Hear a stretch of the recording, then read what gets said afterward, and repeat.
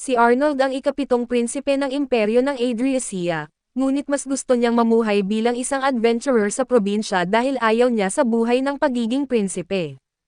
Isang araw ay bigla siyang ipinatawag pabalik ng butler ng kanilang pamilya na si Sebas. Ipinaalam nito na namatay na si General Dominic at agad itong ikinabahala ni Arnold kaya tinanong niya si Sebas kung sa tingin nito ay isa itong pagpaslang. Ipinaliwanag ni Sebas na hindi pa siya sigurado dahil kakaunti pa lamang ang impormasyon, pero naniniwala siyang may taong nasa likod nito dahil tila wala namang seryosong pagsisikap na hanapin ang salarin at dahil dito, nagpasya si Arnold na bumalik sa kabisera upang siya mismo ang mag-imbestiga. Pero bago iyon, kailangan muna niyang tapusin ang kasalukuyan niyang misyon at isinuot niya ang kanyang kasuotan bilang adventurer at nagtungo upang patayin ang Minotaur na matagal na niyang hinahabol.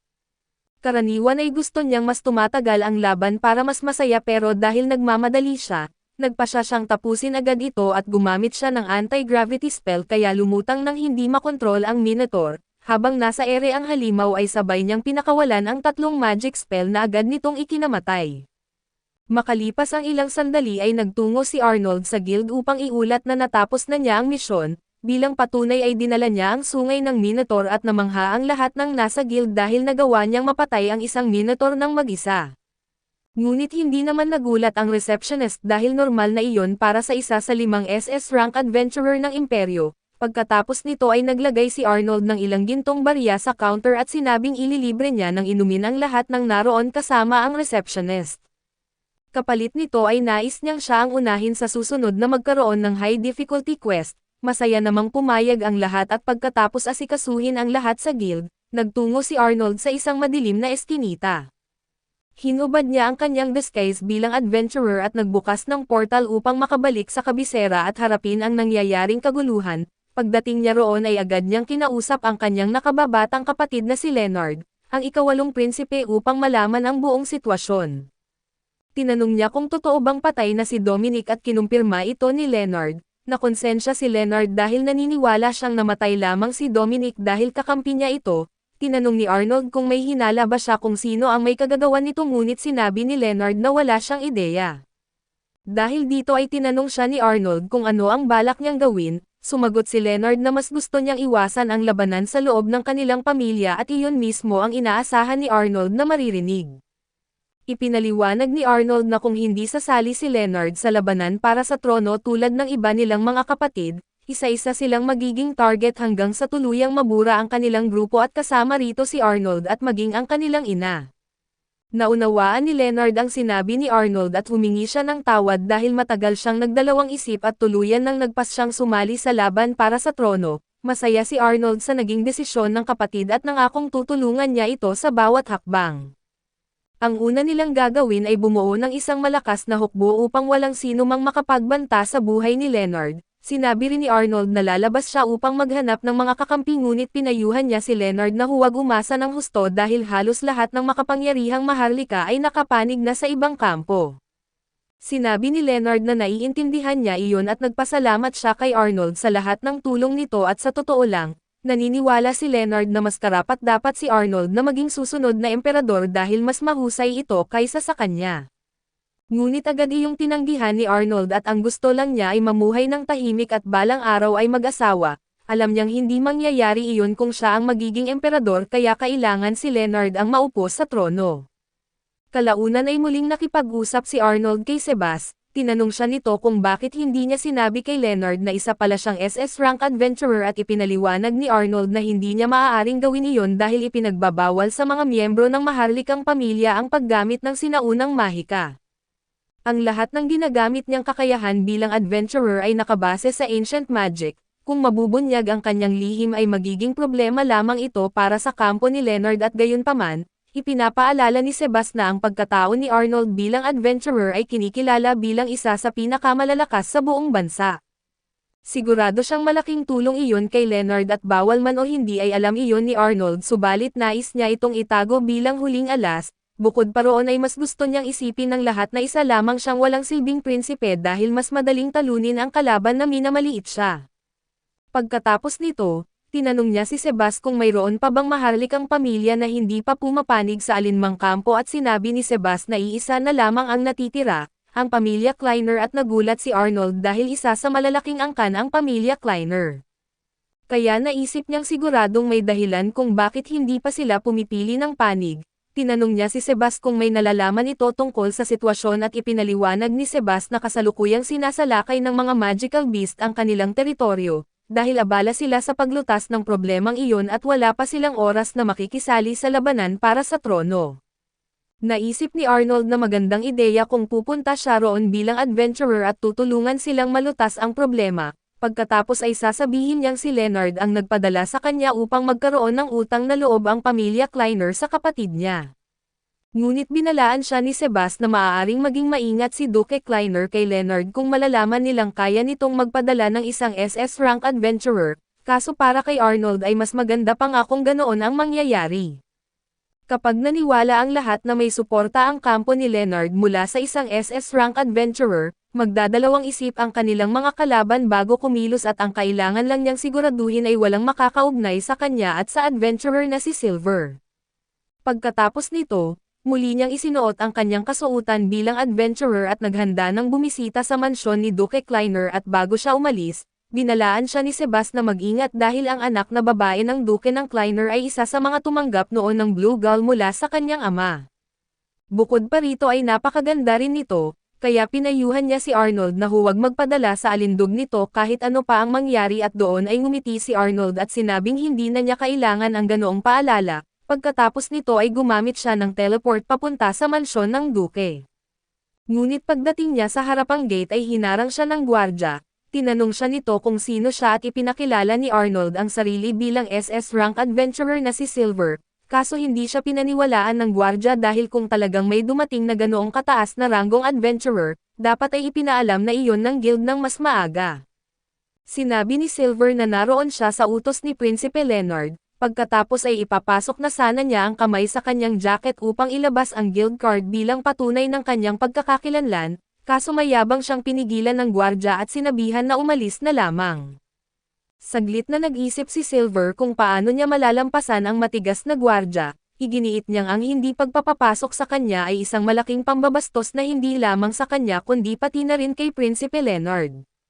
Sa sandaling iyon, napansin niya ang anak na babae ng Duke na nakatingin sa kanya mula sa bintana at napagtanto niyang totoo ang mga balita tungkol sa kagandahan nito, isang tingin pa lamang ay halos matunaw na siya kahit hindi pa sila nag-uusap. Nagpa siya si Silver na umalis muna at gumamit siya ng teleport upang bumalik sa kastilyo. Nagulat si Sebas nang makita siyang bumalik agad pero ipinaliwanag ni Silver na nagbago na ang kanilang plano. Sa halip na si Silver ang bumisita sa Duke ay si Arnold na ang pupunta, dahil bastos na itinaboy ng gwardya si Silver kahit pumunta ito upang tumulong, mayroon na ngayong sapat na dahilan si Arnold upang pilitin ang Duke na makipagkasundo sa kanila. Inabot ng 5 araw si Arnold bago makarating sa teritoryo ng pamilya Kleiner dahil hindi niya maaaring ipaalam sa iba na kaya niyang gumamit ng teleport at pagdating niya roon, agad siyang nakipagkita sa Duke at masaya itong muling makita si Arnold at sinabing huli nila itong nakita noong 10 taong gulang pa lamang siya, pagkatapos ay tinanong nito kung ano ang sadya niya. Sinabi ni Arnold na naparoon siya upang maningil ng kabayaran. Nagtaka ang Duke at tinanong kung ano ang ibig niyang sabihin kaso malakas na sinabi ni Arnold na huwag na itong magkunwaring walang alam. Ipinaliwanag niya na dahil sa kabaitan ni Prinsipe Leonard, ipinatawag nito ang SS rank adventurer na si Silver upang tulungan ang teritoryo ng Duke laban sa pag-atake ng mga magical beast, subalit sa halip na tanggapin ang tulong ay walang galang na pinalayas ng Duke ang adventurer. Nataranta ang Duke nang marinig ang pangalang Silver dahil kilala niya ito bilang isang sikat na SS rank adventurer, tinanong niya kung totoo bang nagpunta roon ang ganoong kataas na ranggong adventurer dahil wala siyang natanggap na anumang balita. Galit na tinanong ni Arnold kung tinatawag ba siyang sinungaling ng Duke, nakisabay naman si Sebas sa palabas at nagpapanggap na siyang kalmado na tagapamagitan at sinabi niyang posible ring walang alam ang Duke sa nangyari. Kaya mas mabuting bigyan muna ito ng pagkakataong alamin ang buong katotohanan. Pumayag si Arnold kaya agad na umalis ang Duke upang imbestigahan ang nangyari. Pagkalabas pa lamang ng Duke sa silid na pangiti si Arnold dahil eksakto iyon sa plano niyang mangyari at makalipas ang ilang sandali, narinig ni Arnold ang Duke na galit na pinapagalitan ang kanyang anak. hindi nagtagal ay kinaladkad ng Duke ang anak nito papasok sa silid upang humingi ng tawad kay Arnold. Ipinaliwanag ng Duke na ilang araw na ang nakalipas ay iniwan niya ang kanyang anak na namamahala sa gate bilang bahagi ng pagsasanay nito, nang dumating ang isang lalaking nagsasabing siya si Silver at agad itong pinalayas ng kanyang anak. Ipinaliwanag naman ng anak ng Duke na hindi niya inasahang isang SS rank adventurer ang basta na lamang lilitao kaya inakala niyang isa lamang itong manloloko. Subalit sinabi ng Duke na hindi iyon sapat na dahilan upang itataboy ang tao nang hindi man lang muna kinumpirma ang pagkakakilanlan nito. Pagkatapos ay nagsalita si Arnold at tinanong ang Duke kung paano nito itatama ang nangyari, matapos kasing mabastos si Silver at baka ayaw na nitong tulungan si Leonard at napagtanto ng Duke kung gaano kaseryoso ang sitwasyon at dahil dito, inialok pa nito ang sariling buhay bilang kabayaran sa nangyari. Ngunit sinabi ni Arnold na wala siyang pakialam sa buhay ng Duke, maging sa buhay ng anak nito at dahil wala naman siyang mapapala sa mga iyon ay bigla namang pumasok sa silid ang anak na babae ng Duke na si Finn at tinanong niya si Arnold kung tatanggapin ba nito ang kanilang paghingi ng tawad kung iaalay niya ang kanyang sarili bilang kapalit. Nagmakaawa ang Duke kay Arnold na huwag gumawa ng anuman kay Finn dahil hindi nito alam ang sinasabi nito, subalit iginiit ni Finn na nakita niya si Silver noong araw na dumating ito, kaso wala siyang ginawa upang pigilan ang nangyari kaya naniniwala siyang may kasalanan din siya tulad ng iba. Parehong nakiusap ang Duke at ang anak nito na huwag idamay si Finn at sila na lamang ang parusahan dahil sila ang tunay na may kasalanan. Ipinaliwanag naman ni Sebas kay Arnold na dahil taos-puso ang kanilang paghingi ng tawad, marahil ay dapat niya silang pagbigyan.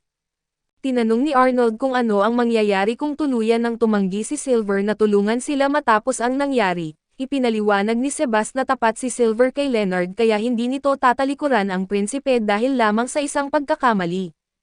Dagdag pa niya, sigurado rin siyang handang patawarin ni Leonard ang Duke at ang pamilya nito dahil hindi naman sinasadya ang nangyari. Nagkunwaring nag-isip si Arnold bago sinabi sa Duke na magpadala ito ng tao upang hanapin si Silver at personal na humingi ng tawad. Pagkatapos nito, magkasamang umalis sina Arnold at Finn upang makipagkita kay Silver at upang maging kapanipaniwala ang lahat, gumawa si Arnold ng isang napakagandang magic illusion na gagaya kay Silver habang naroon din siya mismo at dahil dito, hindi man lang naghinala si Finn na si Arnold at si Silver ay iisang tao lamang. Nagpapanggap si Silver na labis siyang nadismaya at sinabi niyang pumunta lamang siya roon dahil hiniling iyon ni Leonard, ngunit sa halip ay walang galang ang naging pagtrato sa kanya. Gayunpaman ipinahayag niyang tungkulin pa rin niyang tuparin ang kahilingan ni Leonard. Kaya kung mapapangako ni Arnold na papanig ang Duke kay Leonard sa labanan para sa trono, handa siyang iligtas ang kanilang teritoryo at ipinaliwanag ni Arnold na wala pa siyang nakukuhang formal na pangako mula sa Duke, subalit sigurado siyang susuportahan nito si Leonard kapag tinulungan sila ni Silver. Kaso iginiit ni Silver na hindi pa siya handang magtiwala sa salita lamang ng Duke dahil maaari pa rin itong magtaksil anumang oras, hanggat hindi ito lumalagda sa isang kasunduang may bisa at wala siyang balak tumulong. Dahil dito, yumukod si Arnold at nakiusap kay Silver na unahin munang iligtas ang teritoryo dahil mas marami pang inosenteng tao ang mamamatay kung maghihintay sila. Nang makita ni Finn na sincere na nakikiusap si Arnold para sa kapakanan ng kanilang teritoryo, lalo siyang humanga rito at naniwalang isa itong mabuting tao na tunay na nagmamalasakit sa iba. Dahil sa paulit-ulit na pakiusap ni Arnold ay pumayag din si Silver na unahin munang lipulin ang mga halimaw, gayunpaman ay sinabi niya kay Finn na inaasahan niyang makumbinsi nito ang kanyang pamilya na suportahan si Leonard dahil kung hindi niya sana tatanggapin ang trabahong ito. Pagkatapos nito ay naghanda nang umalis sina Arnold at Finn at bago sumakay si Arnold sa karwahe kasama si Finn, sinabi ni Sebas na labis siyang humanga sa kakayahan nitong gumawa ng isang magic illusion na kayang gayahin si Silver dahil ngayon lamang siya nakakita ng ganoong klaseng mahika. Pinuri rin ni Sebas ang naging pag-arte ni Arnold dahil halos naniwala na rin siya na totoo ang buong pangyayari at makalipas ang ilang sandali, dumating si Arnold sa bahagi ng teritoryo na pinakamalala ang pagdami ng mga slime, bagamat hindi gaanong mapanganib ang bawat slime at naging napakadelikado na ang sitwasyon dahil sa sobrang dami ng mga ito. Nauna nang ipinadala roon ang isang grupo ng mga adventurer na binubuo ng 2 A-rank at 4 na B-rank upang tumulong, ngunit kulang ang kanilang lakas upang mapatay ang mother slime na siyang lumilikha ng napakaraming maliliit na slime. Ayaw namang maging bastos ni Silver, kaya magalang niyang tinanong kung maaari bang siya na lamang ang humawak sa misyong iyon at nakilala siya ng pinuno ng grupo bilang isang SS rank adventurer, kaya agad itong pumayag dahil alam niyang wala sa kanila ang sapat na lakas upang matapos ang misyon. Nalungkot ang pinuno ng grupo dahil pakiramdam niya ay napakahina nila at wala silang nagawa upang malutas ang problema, subalit sinabi ni Silver na hindi nasasayang ang kanilang pagpunta roon at kung hindi dahil sa kanilang grupo, mas lalo pang kakalat ang mga slime sa buong lugar. Pagkatapos nito ay humarap si Silver sa direksyon ng Mother Slime, itinaas ang kanyang kamay at gumamit ng isang sinaunang spell na sumisira sa lahat ng nasa harapan niya, kabilang na ang Mother Slime. Pagkatapos ng laban, humarap siya sa grupo at sinabi na maaari nilang aangkinin ang tagumpay kung gugustuhin nila dahil wala naman siyang interes sa kasikatan o papuri at matapos iyon, gumamit siya ng teleport at bumalik sa kanyang silid. Pagdating niya roon, hinuhubad niya ang kanyang maskara upang makapagpahinga na rin sa wakas ngunit hindi niya alam na pumunta pala si Finn sa kanyang silid upang hanapin siya, dahil dito ay nakita nito habang hinuhubad niya ang kanyang kasuotan at doon nito nalaman na si Arnold at si Silver ay iisang tao lamang. Nais malaman ni Arnold kung ano ang ginagawa ni Finn sa loob ng kanyang silid, agad namang humingi ng paumanhin si Finn at ipinaliwanag na dinalhan sana niya ito ng mga merienda kanina, kaso pagdating niya ay wala si Arnold sa silid. Dahil hindi nakalock ang pinto ay pumasok siya at iniwan ang mga merienda sa mesa. Eksakto namang nag-teleport si Arnold pabalik habang naroon pa siya at sinisi ni Arnold ang kanyang sarili dahil sa pagiging tanga sa hindi pag-lock ng pinto. Ngunit ngayong nalaman na ni Finn ang kanyang lihim at hindi na niya ito basta maaaring paaalisin, nangako si Finn na hindi niya sasabihin kahit kanino ang tunay na pagkakakilanlan ni Arnold, pero hindi agad naniwala si Arnold dahil napakalakas ng pagkakasabi ni Finn sa pangakong iyon. Napagtanto ni Finn ang kanyang pagkakamali at muli siyang humingi ng tawad, gayunpaman ay hindi naman iyon ikinabahala ni Arnold dahil may mga soundproof ang spell ang buong silid kaya walang ibang makarinig sa kanilang usapan. Ang mas ikinagulat niya ay kung gaano kakalma si Finn sa sitwasyon, kaya tinanong niya kung hindi ba ito natatakot na baka patahimikin niya ito gamit ang dahas.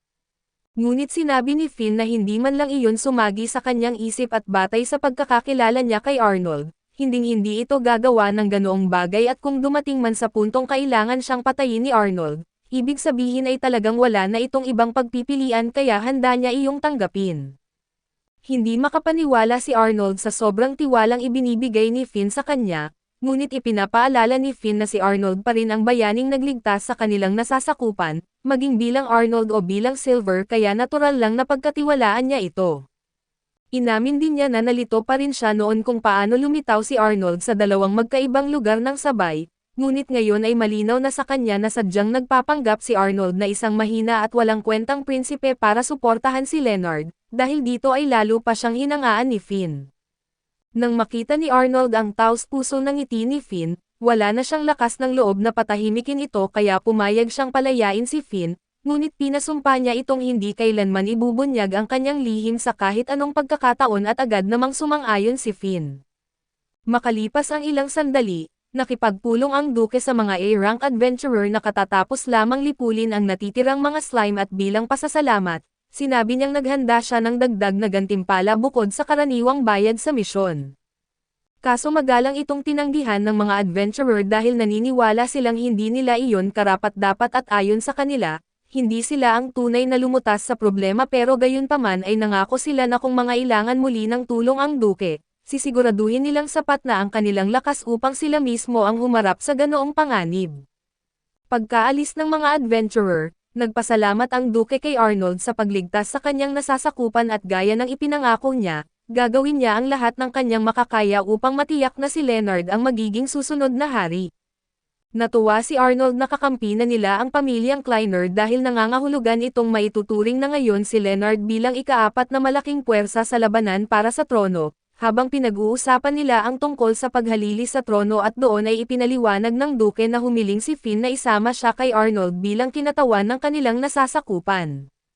Nagulat si Arnold nang marinig iyon at inamin ng duke na nagulat din siya noong una itong sabihin ni Finn, ngunit hindi niya kayang tanggihan ang kanyang anak kaya kung iyon talaga ang gusto nito, hindi niya ito pipigilan at sa simula ay tinanggihan ni Arnold ang alok dahil pakiramdam niya ay mas magiging komplikado ang mga bagay kapag kasama si Finn.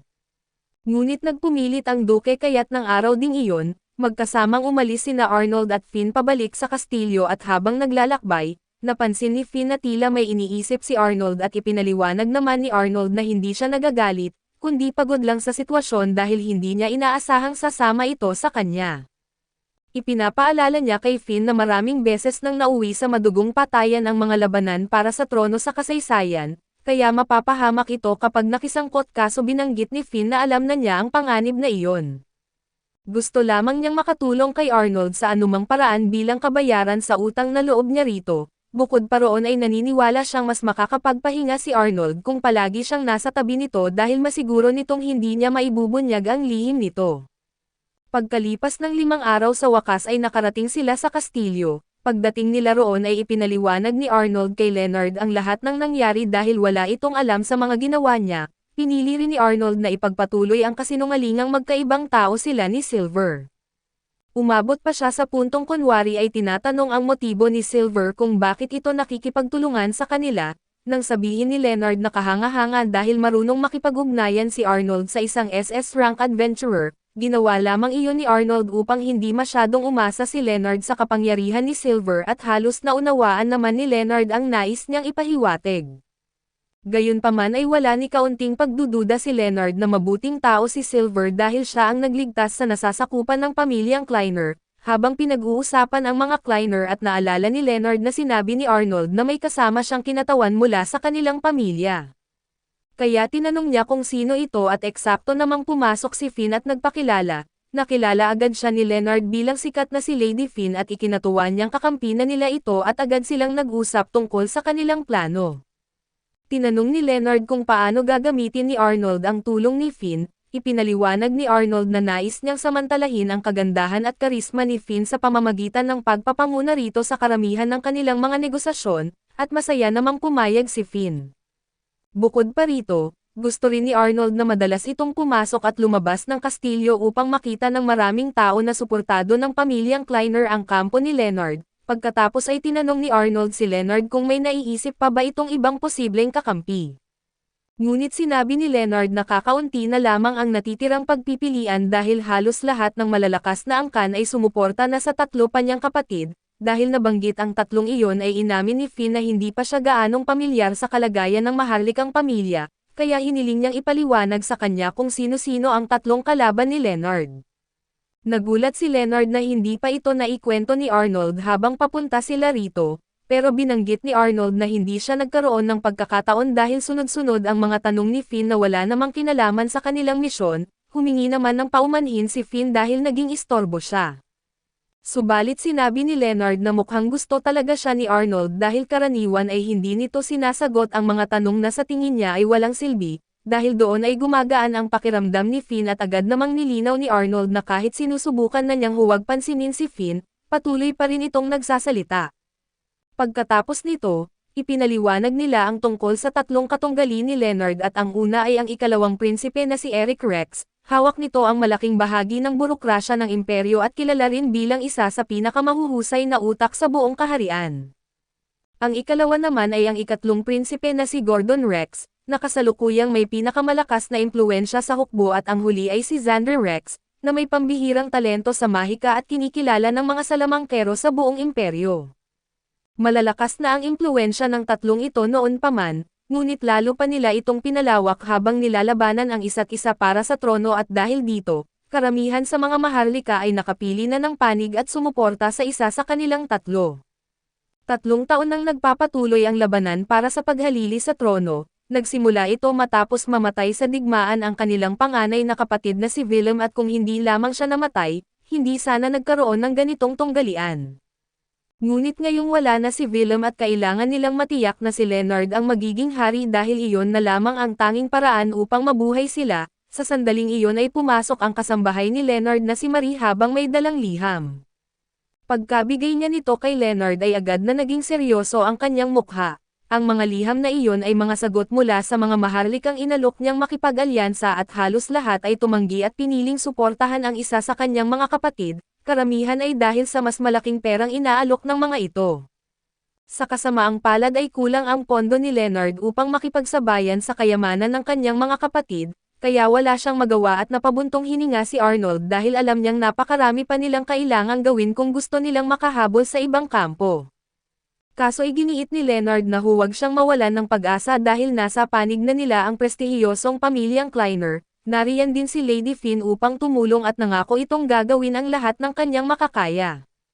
Pero makalipas lamang ang 2 araw, niyaya na agad ni Finn si Arnold na magpahinga ng 1 araw at gusto niyang libutin ang kabisera kasama siya dahil bago pa lamang siya roon, tinanggihan ni Arnold ang alok dahil siguradong mapapansin siya ng maraming tao kapag naglibot sila at isa pa, naniniwala siyang marami ring trabaho si Finn.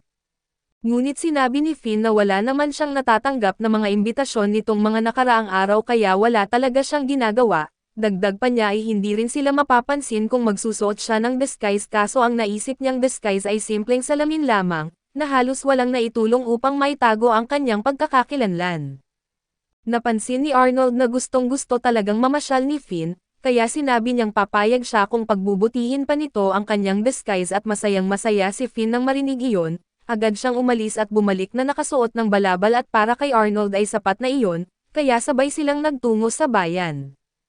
Habang naglalakad sila sa mga lansangan, sunod-sunod ang tanong ni Finn tungkol sa iba't ibang tindahan at mga pwesto sa paligid at nang huminto sila upang kumain, itinuro ni Arnold ang isang mataas na gusali at ipinaliwanag na iyon ang lugar kung saan nagsasanay ang mga sundalo.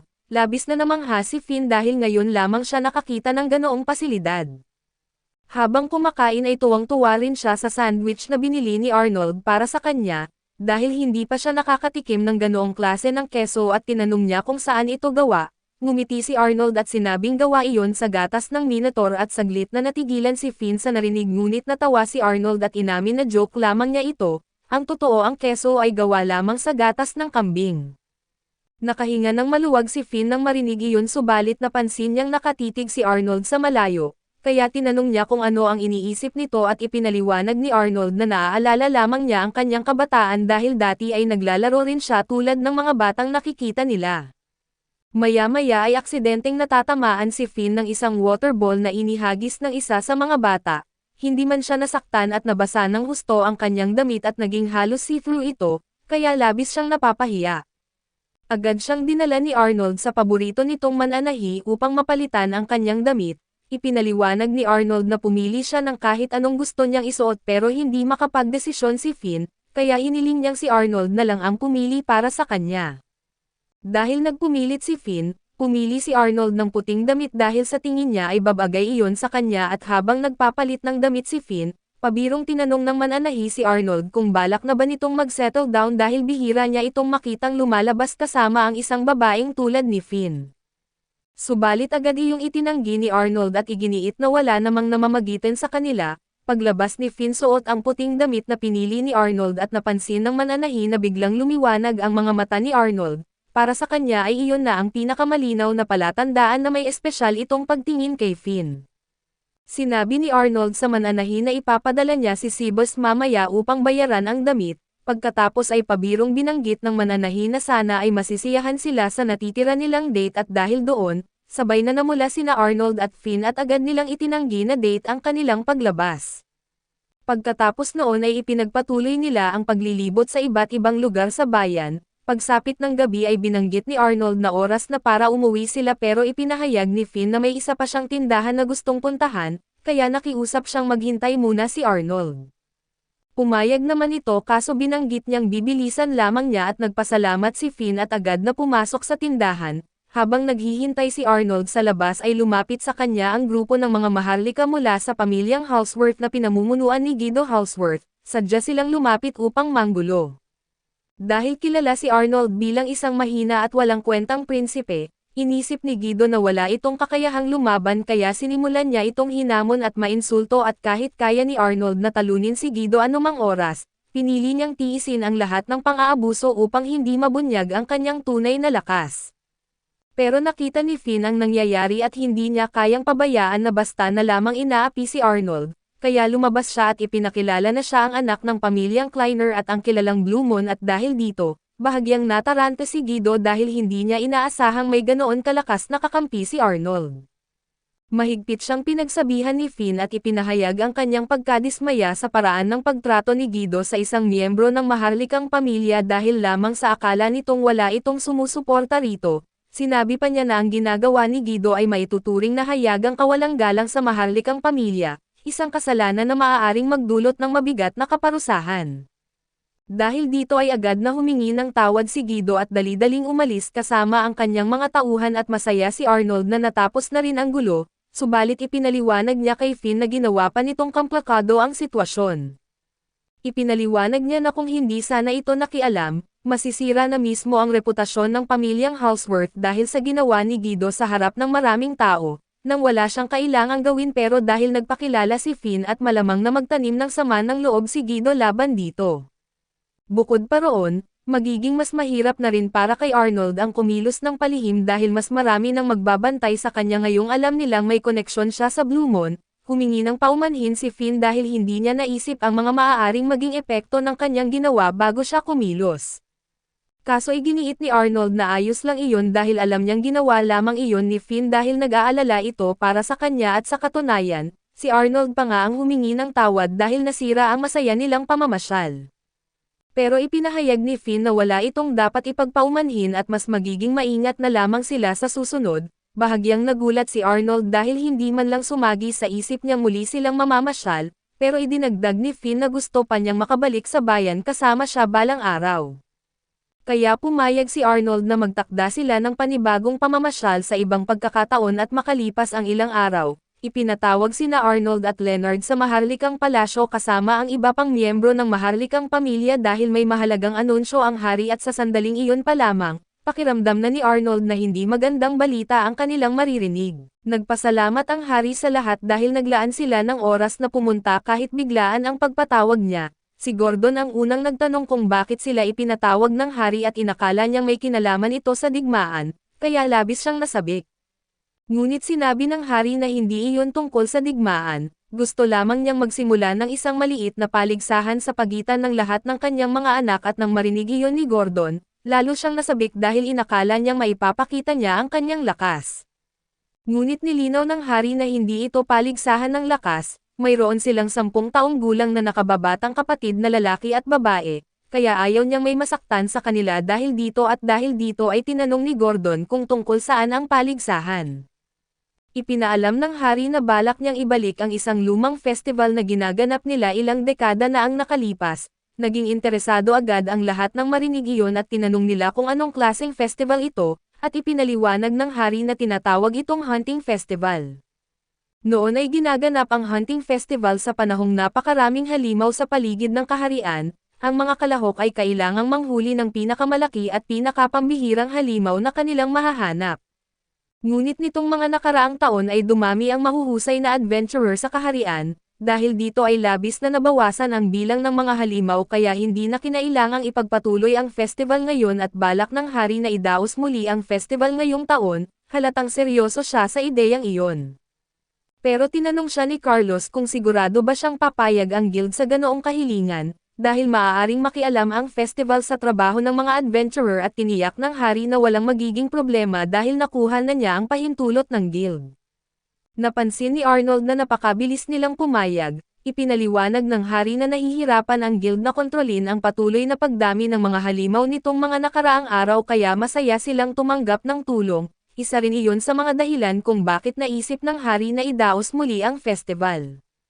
Dahil isa itong paligsahan ay tinanong ni Gordon kung may gantimpala ba ang mananalo, tinanong naman siya ng hari kung anong gantimpala ang gusto niya at walang pag-alinlangang sinabi ni Gordon na gusto niyang maging crown prince kapag nanalo siya.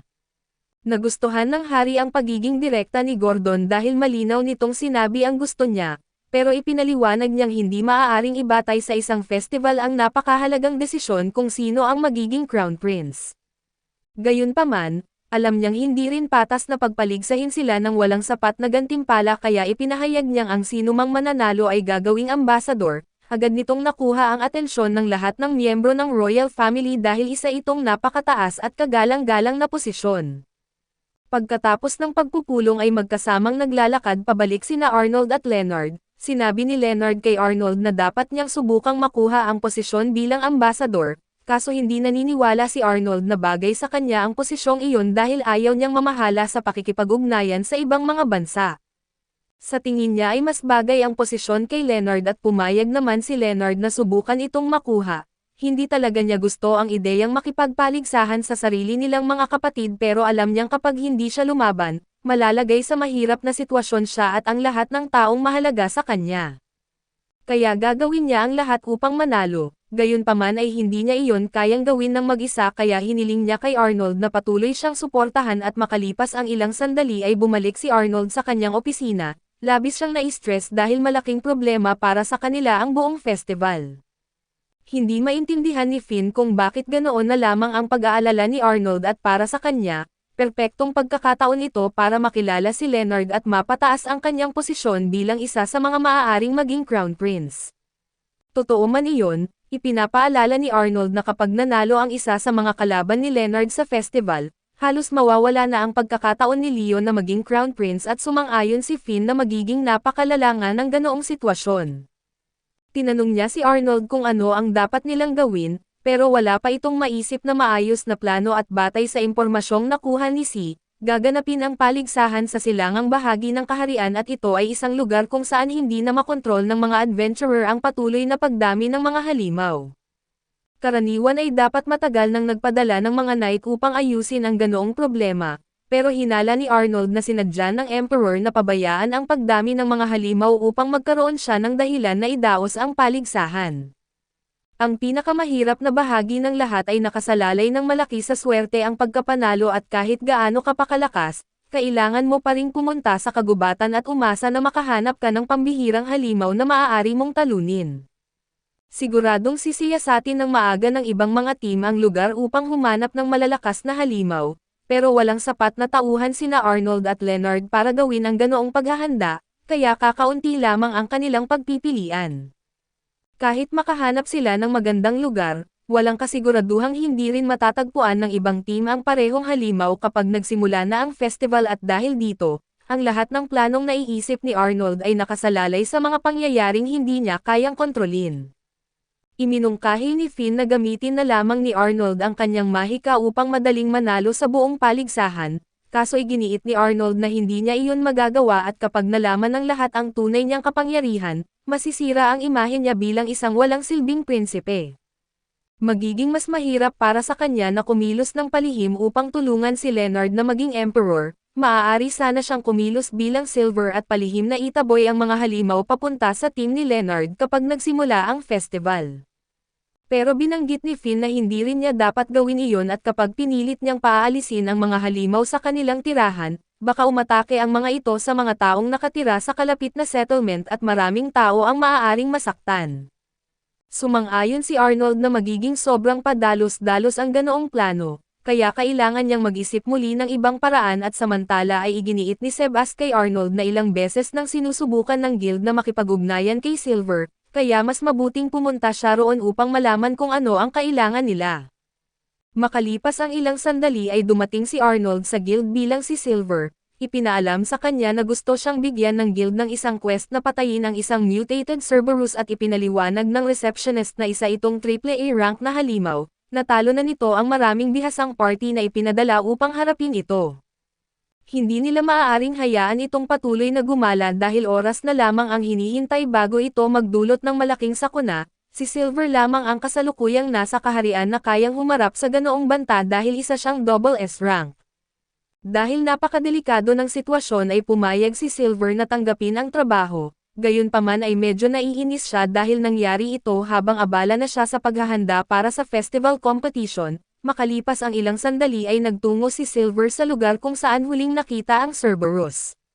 Nang mapansin siya ng halimaw ay agad itong nagbitaw ng isang malakas na pagsabog kaso madali itong naiwasan ni Silver, nauunawaan niya kung bakit nahihirapan ang mga ordinaryong adventurer laban sa ganoong halimaw dahil hindi biro ang lakas nito. Pero para sa isang tulad niya ay hindi iyon malaking problema, casual na nagbitaw si Silver ng ilang fireball laban dito pero mukhang minamaliit niya ang tibay ng katawan ng Cerberus dahil nanatili itong nakatayo kahit matapos tamaan ng kanyang pag-atake. Ayaw ni Silver na magtagal pa ang laban, kaya tinaasan niya ang lakas ng kanyang pag-atake at naglabas ng 3 incineration beam sa ibabaw ng Cerberus at dahil dito ay tuluyan itong naging abo, ang natira lamang ay isa sa mga kuko nito. Pinulot ni Silver ang kuko upang dalhin pabalik sa guild bilang patunay na natapos na niya ang misyon, pero biglang dumating ang isang grupo ng mga knight na nakasakay sa kabayo at agad niyang nakilala ang kanilang leader bilang si Elna Armsburg, kaso si Elna ang pinakahuling taong gusto niyang makita dahil talagang ayaw na ayaw niya rito.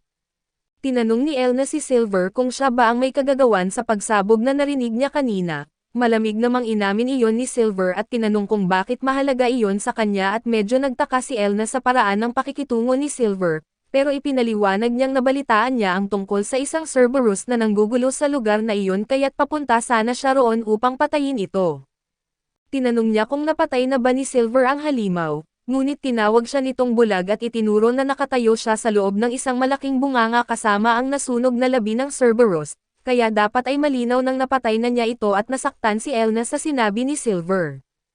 Kaya binanggit niya na kamakailan ay tinawag si Silver na Protector of the Empire. Iginiit niyang maaaring ituring iyon bilang isang hamon sa pamilya Armsburg, ginamit niya iyon upang takutin si Silver at pilitin itong humingi ng tawad. Pero iginiit lamang ni Silver na ang mga tao mismo ang nagsimulang tumawag sa kanya sa titulong iyon, wala rin siyang pakialam sa ganoong walang silbing titulo at pagkatapos ay ibinalik niya ang usapan kay Elna. Itinuro niyang sinabi nitong papunta siya roon upang patayin ang Cerberus kahit naglabas na ang guild ng quest para rito. Maaari rin iyong ituring na paghamon ng pamilya Armsburg sa guild at sandaling hindi nakapagsalita si Elna. Binanggit niyang hindi niya intensyong pakialaman ang trabaho ng guild at nag-aalala lamang siya sa mga taong nakatira sa lugar na iyon. Kaso pinigilan siya ng kanyang vice captain na magsalita pa dahil mali pa rin ang kanyang ginawa anuman ang dahilan niya. Iminungkahi nitong bumalik na sila bago pa lumaki ang problema at nag-aatubiling tumalikod si Elna upang umalis, pero sinabi niya kay Silver na pagsisisihan nitong ipinapahiya siya. Nang makaalis na si Elna at ang kanyang mga knight ay nagsimulang magdiwang si Arnold, bata pa lamang sila ay kilala na niya si Elna at iyon ang unang pagkakataong nanalo siya sa isang argumento laban dito, gayunpaman ay naisip niyang baka nasobrahan siya dahil hindi niya sinasadyang magalit si Elna kay Silver. Bumalik si Arnold sa kanyang opisina upang ipagpatuloy ang pagpaplano para sa festival kaso dahil sa pagkikita nila ni Elna. Lalo siyang nag-alala at binanggit ng hari na upang maging patas ang paligsahan, personal siyang magpapadala ng isang knight regiment sa bawat anak niya upang tulungan silang talunin ang anumang halimaw na kanilang mahahanap. Dahil nakita niya si Elna sa lugar na iyon at naisip ni Arnold na baka ito ang knight na itinalaga sa kanya, kaso ayaw niyang maniwala roon at hindi maintindihan ni Sebas kung bakit ayaw ni Arnold na mapasama si Elna sa kanyang team gayong kilala itong isang henyo. 11 taong gulang lamang si Elna nang sumali siya sa Knight Regiment at pagsapit niya ng 14 na taong gulang, naging commander na siya at inamin ni Arnold na napakahusay nga ni Elna, pero talagang ayaw niya sa personalidad nito.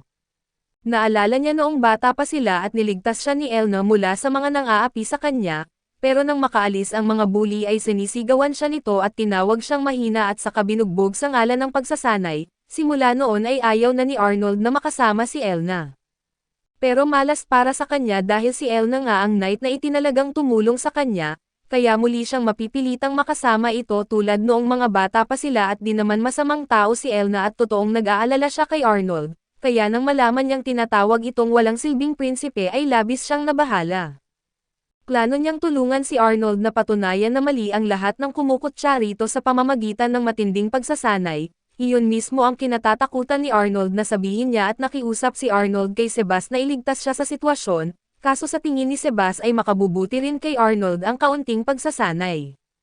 Kaya hinayaan niyang kaladkarin siya ni Elna. Napilitan tuloy si Arnold na magsanay buong hapon hanggang gabi at pagsapit ng susunod na araw ay masakit ang buong katawan niya at pagod na pagod siya at minamasahe siya ni Finn upang maibsan ang sakit. Ngunit nagtaka ito kung bakit ganoon kalala ang kalagayan ni Arnold matapos lamang ang kaunting pagsasanay. Dahil sa mga nagagawa niya bilang Silver dapat ay mas malakas siya kaysa kay Elna. Ipinaliwanag ni Sebas na nagmumula ang halos lahat ng lakas ni Arnold sa kakayahan niyang gumamit ng ancient magic, ngunit pagdating sa kanyang pisikal na katawan ay mahina talaga siya. Karaniwan niyang ginagamit ang ancient magic upang punan ang kanyang mga kahinaan dahil hindi siya mahusay sa ibang larangan. Ngunit hindi niya magagamit iyon laban kay Elna dahil mabubunyag ang kanyang lihim na pagkakakilanlan, iyon ang dahilan kung bakit napasama ng ganoon ang kanyang kalagayan. Gayunpaman kahit ayaw niya kay Elna ay naisip ni Arnold na magandang pagkakataon ito, ang dahilan kung bakit ayaw niyang gamitin ang kanyang kapangyarihan upang manalo sa festival ay dahil masyado siyang mapapansin ng mga tao. Kaso dahil itinuturing si Elna bilang pinakamalakas na knight sa kaharian at kapag nanalo sila, natural lamang na isipin ng lahat na dahil iyon sa lakas ni Elna at patuloy pa rin siyang mamaliitin ng mga tao, kaya malaya na niyang magagamit ang kanyang kapangyarihan upang manalo. Kinagabihan ay lumabas si Arnold at ginamit ang kanyang mahika upang buksan ang pintuan papunta sa isang lihim na silid sa loob ng mansion, doon niya itinatago ang lahat ng kanyang research material tungkol sa ancient magic. Tinanong niya si Gramps kung hindi ba ito napapagod sa walang tigil na pagsasaliksik tungkol sa ancient magic. Ang maliit na lalaki ay si Gustav at ito ang ninuno sa ikalimang henerasyon ni Arnold. Ang dahilan kung bakit ganyan ang kanyang anyo ay dahil ninakaw ng isang demonyo ang kanyang katawan ilang siglo na ang nakalipas, at bilang resulta ay natrap ang kanyang kaluluwa sa loob ng aklat na ito. Ginamit ng demonyo ang katawan ni Gustav upang maghasik ng kaguluhan sa kabisera ng imperyo, dahil walang nakaalam na demonyo ang may kagagawan nito at inakala ng lahat na sinaunang mahika ang sanhi ng lahat. Mula noon ay ipinagbawal na sa lahat ng miyembro ng maharlikang pamilya ang paggamit ng sinaunang mahika. Dahil dito, napilitan si Arnold na itago na gumagamit siya ng sinaunang mahika pero ipinaliwanag ni Gustav na dapat niyang tingnan ang magandang bahagi ng nangyari. Kung hindi siya nasil sa librong ito ay hindi sana sila nagkakilala at hindi rin sana natutunan ni Arnold ang sinaunang mahika mula sa kanya. Alam ni Gustav na malamang ay naparito si Arnold upang humingi ng payo, kaya tinanong niya kung ano ang problema at ipinaliwanag ni Arnold na kamakailan lamang ay nadamay si Leonard sa labanan para sa trono. Hindi na nagulat si Gustav dahil alam niyang hindi may iwasang madamay ang lahat ng may kakayahang miyembro ng maharlikang pamilya sa labanang iyon at kung hindi ka lalaban pabalik, malaki ang posibilidad na ikaw ang mapatay. Naalala rin ni Gustav na nabanggit noon ni Arnold na kamamatay lang ng unang prinsipe na si Willem.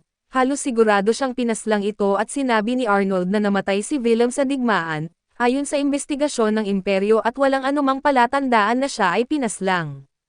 Ngunit hindi naniwala si Gustav at ipinaliwanag niyang kung si Leonard ang ipinadala sa digmaan, siguradong gagawin ni Arnold ang lahat upang maprotektahan ito at ganoon din si Willem, sigurado siyang may mga taong handang ibuwis ang buhay para sa kanya ngunit kahit ganoon ay nabigo silang lahat.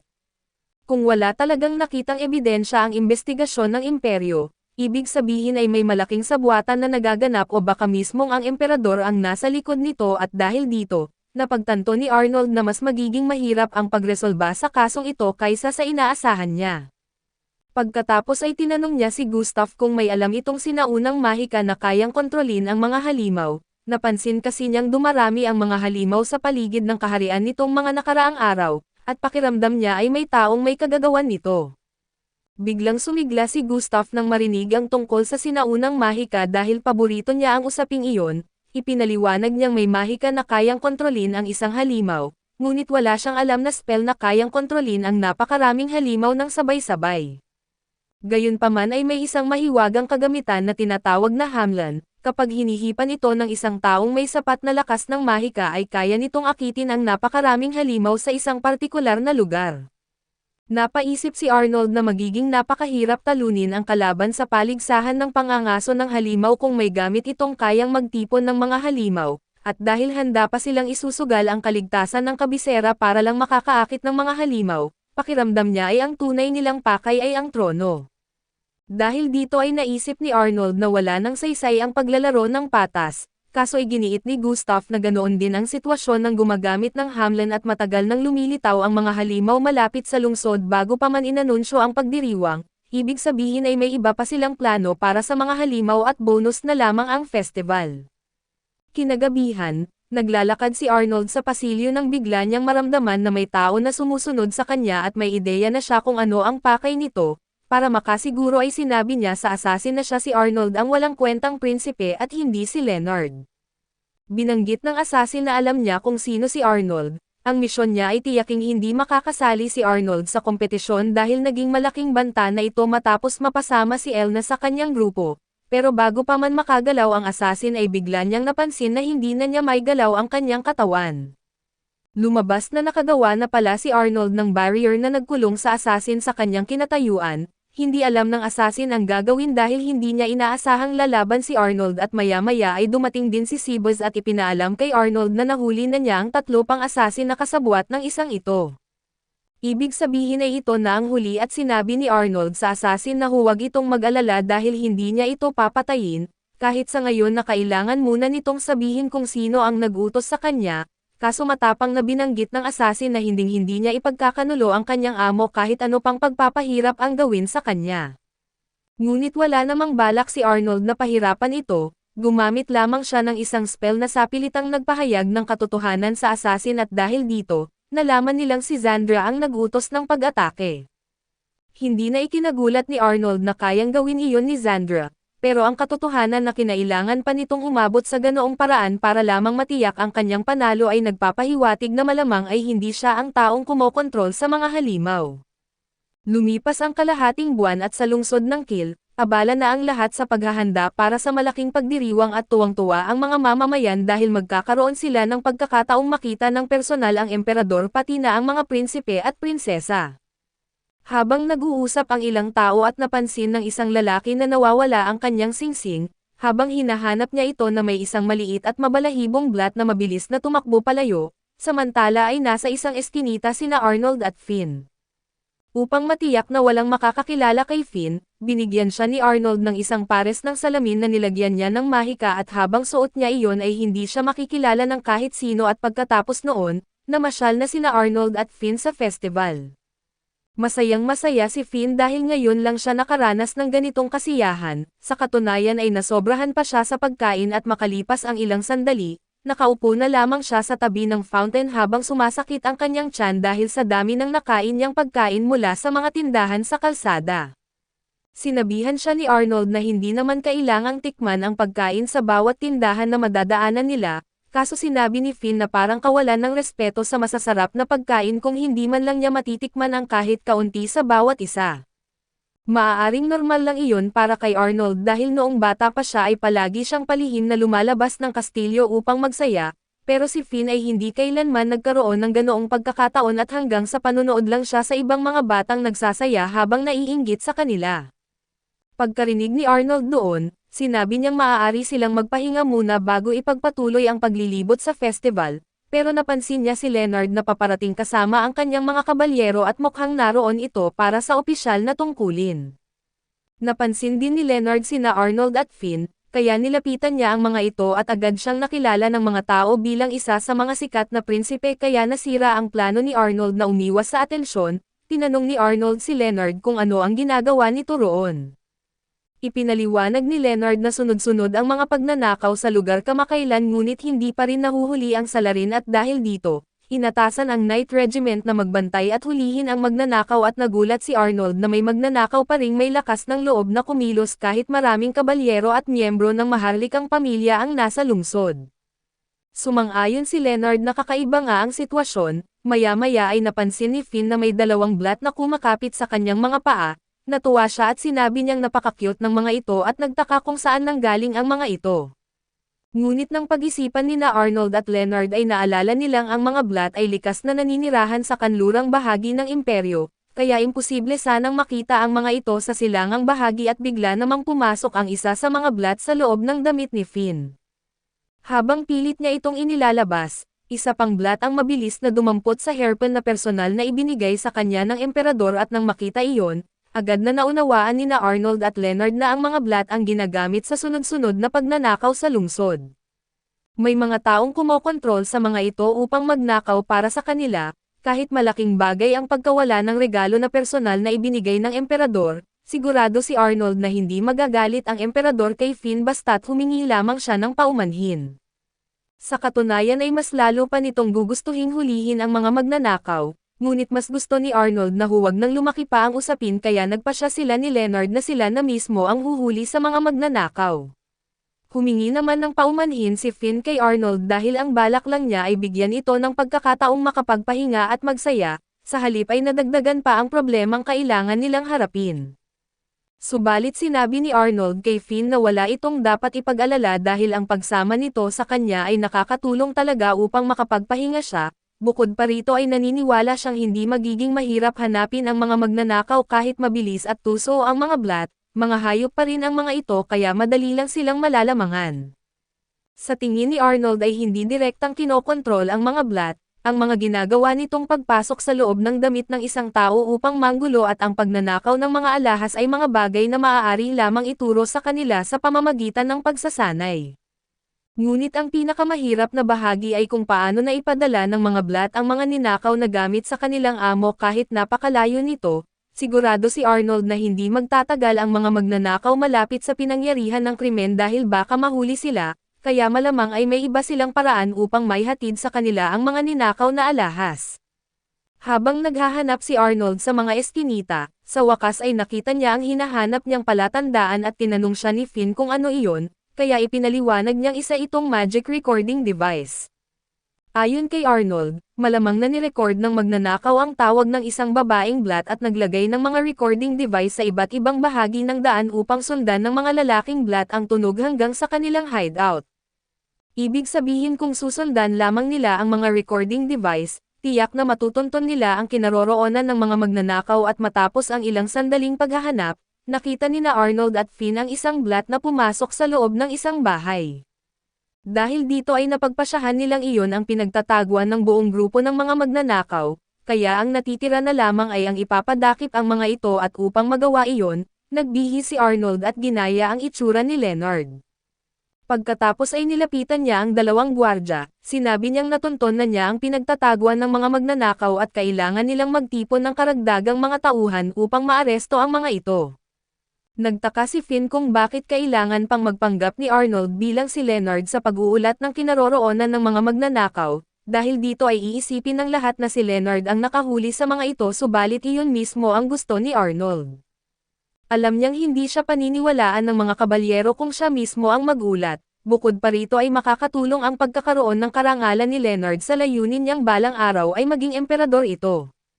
Pagkatapos noon, naaresto ang lahat ng magnanakaw at isinama ni Arnold si Finn sa loob upang kunin muli ang kanyang hairpin at mabilis nila itong nakita sa mga nabawi na alahas, pero pinigilan ng mga gwardya si Arnold na nagpapanggap pa rin si Leonard at sinabing hindi niya maaaring galawin ang mga ebidensya dahil kailangan munang isa-isahin ng mga investigador ang lahat ng mga nakuhang gamit. Sa halip, pinatanggal ni Arnold ang salamin ni Finn upang ipakita ang tunay nitong pagkakakilanlan bilang Blammo. Ipinaliwanag niya na magiging malaking iskandalo kung malalaman ng iba na ang hairpin na personal na regalo ng emperador kay Finn ay ninakaw. Tiyak na mapapag-alitan ang mga kabalyero dahil nabigo silang pigilan ang pagnanakaw bago pa iyon nangyari, kaya mas makabubuti sa kanilang magkunwari na wala silang nakita at naunawaan iyon ng mga kabalyero at nangakong itatago ang nangyari. Pagkatapos noon, umalis na sina Arnold at Finn at masaya si Arnold sa naging resulta dahil siguradong lalo pang tataas ang reputasyon ni Leonard, kahit hindi alam ng mga tao kung gaano karami ang ginagawa ni Arnold para sa kanila at ipinahayag ni Finn na hinding-hindi niya iyon malilimutan. Sa katunayan, nangako pa siyang balang araw ay susulat siya ng isang libro tungkol sa lahat ng kabutihang ginawa ni Arnold upang malaman ng buong kaharian kung gaano talaga ito kahusay. Sinubukan naman ni Arnold na pigilan siya at sinabing hindi na kailangan pang gawin iyon. Maya-maya, napansin niya si Elna na nakikipagtalo sa dalawang lalaking nagsimula ng away sa kalye at ayaw muna ni Arnold na makasalamuha si Elna, kaya inilayo niya si Finn at tinanong kung gusto pa nitong maglibot sa mga tindahan at dahil sigurado siyang nagutom na naman ito sa kakalakad at pumayag si Finn, ngunit makalipas lamang ang ilang minuto ay muli na naman siyang nabusog dahil naparami na naman ang kanyang nakain. Sa araw ng pagsisimula ng festival, lahat ng miyembro ng maharlikang pamilya ay binigyan ng espesyal na bracelet na ginawa upang mamonitor ang kanilang lokasyon sa lahat ng oras at maiwasan ang anumang pandaraya. Ayon sa mga patakaran, kailangang manatili ang bawat kalahok sa loob ng 1 kilometro mula sa kanilang regiment captain at kapag lumampas sila sa itinakdang distansya, automatikong masisira ang bracelet at agad silang madi-disqualify. Ginawa ang patakarang ito upang matiyak na lahat ng miyembro ng maharlikang pamilya ay aktibong lalahok sa festival, hindi basta na lang mananatili sa kastilyo habang ang kanilang hukbo ang gumagawa ng lahat ng trabaho. Gayunpaman, Nagtaka si Leonard dahil inakala niyang hindi na kailangang sumali ang kanyang mga nakababatang kapatid na sina Krista at Rupert dahil masyado pa silang bata. Ipinaliwanag ng advisor na sasali pa rin ang dalawa kaso hindi sila sakop ng distance rule tulad ng iba.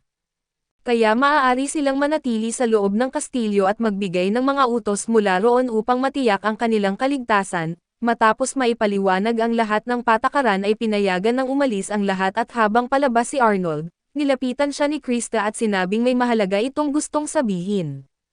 Tinanong ni Arnold kung nakita na naman ba niya ang hinaharap at kinumpirma ito ni Krista. Iginiit niyang malapit ng salakayin ng napakaraming halimaw ang bayan at alam ni Arnold kung gaano katumpak ang kakayahan ni Krista na makita ang hinaharap, kaya nagpasalamat siya sa babala nito at agad siyang dinala sa kanyang silid para masigurong ligtas ito.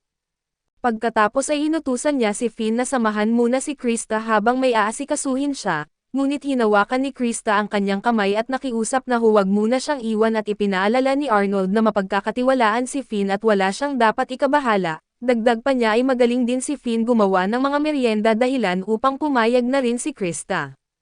Nang matapos iyon opisyal nang nagsimula ang Monster Hunting Festival, at nagsimulang kumilos ang lahat ng hukbo upang makakuha ng puntos at sa unang araw pa lamang ng festival, iniulat ng monitoring room sa Emperor na nakapatay na ang grupo ni Gordon ng 2 Sun Scorpion. Samantala, ang unit naman ni Zandra ay patuloy na sumusulong patungong Hilagang Silangan upang maghanap ng mas malalakas na halimaw. Ang iba pang mga koponan ay unti-unti ring nakakaipon ng puntos ngunit may isang grupo na malayong nangunguna, at iyon ay ang grupo ni Arnold. Malaki na agad ang kanilang lamang sa puntos dahil sa walang sawang pakikipaglaban ni Elna. Walang pag-alinlangang sumugod si Elna sa isang malaking grupo ng Hellhounds na pawang mga AA rank na halimaw at mag-isa niyang tinalo ang lahat ng ito. Sinabihan pa niya ang ibang mga kabalyero na huwag makialam dahil kaya niyang tapusin ang lahat ng mag-isa, pagkatapos ubusin ang mga Hellhounds at agad siyang sumakay muli sa kanyang kabayo upang maghanap pa ng iba pang halimaw, kaso pinigilan siya ni Arnold at binanggit na sapat na ang ginawa niya para sa araw na iyon.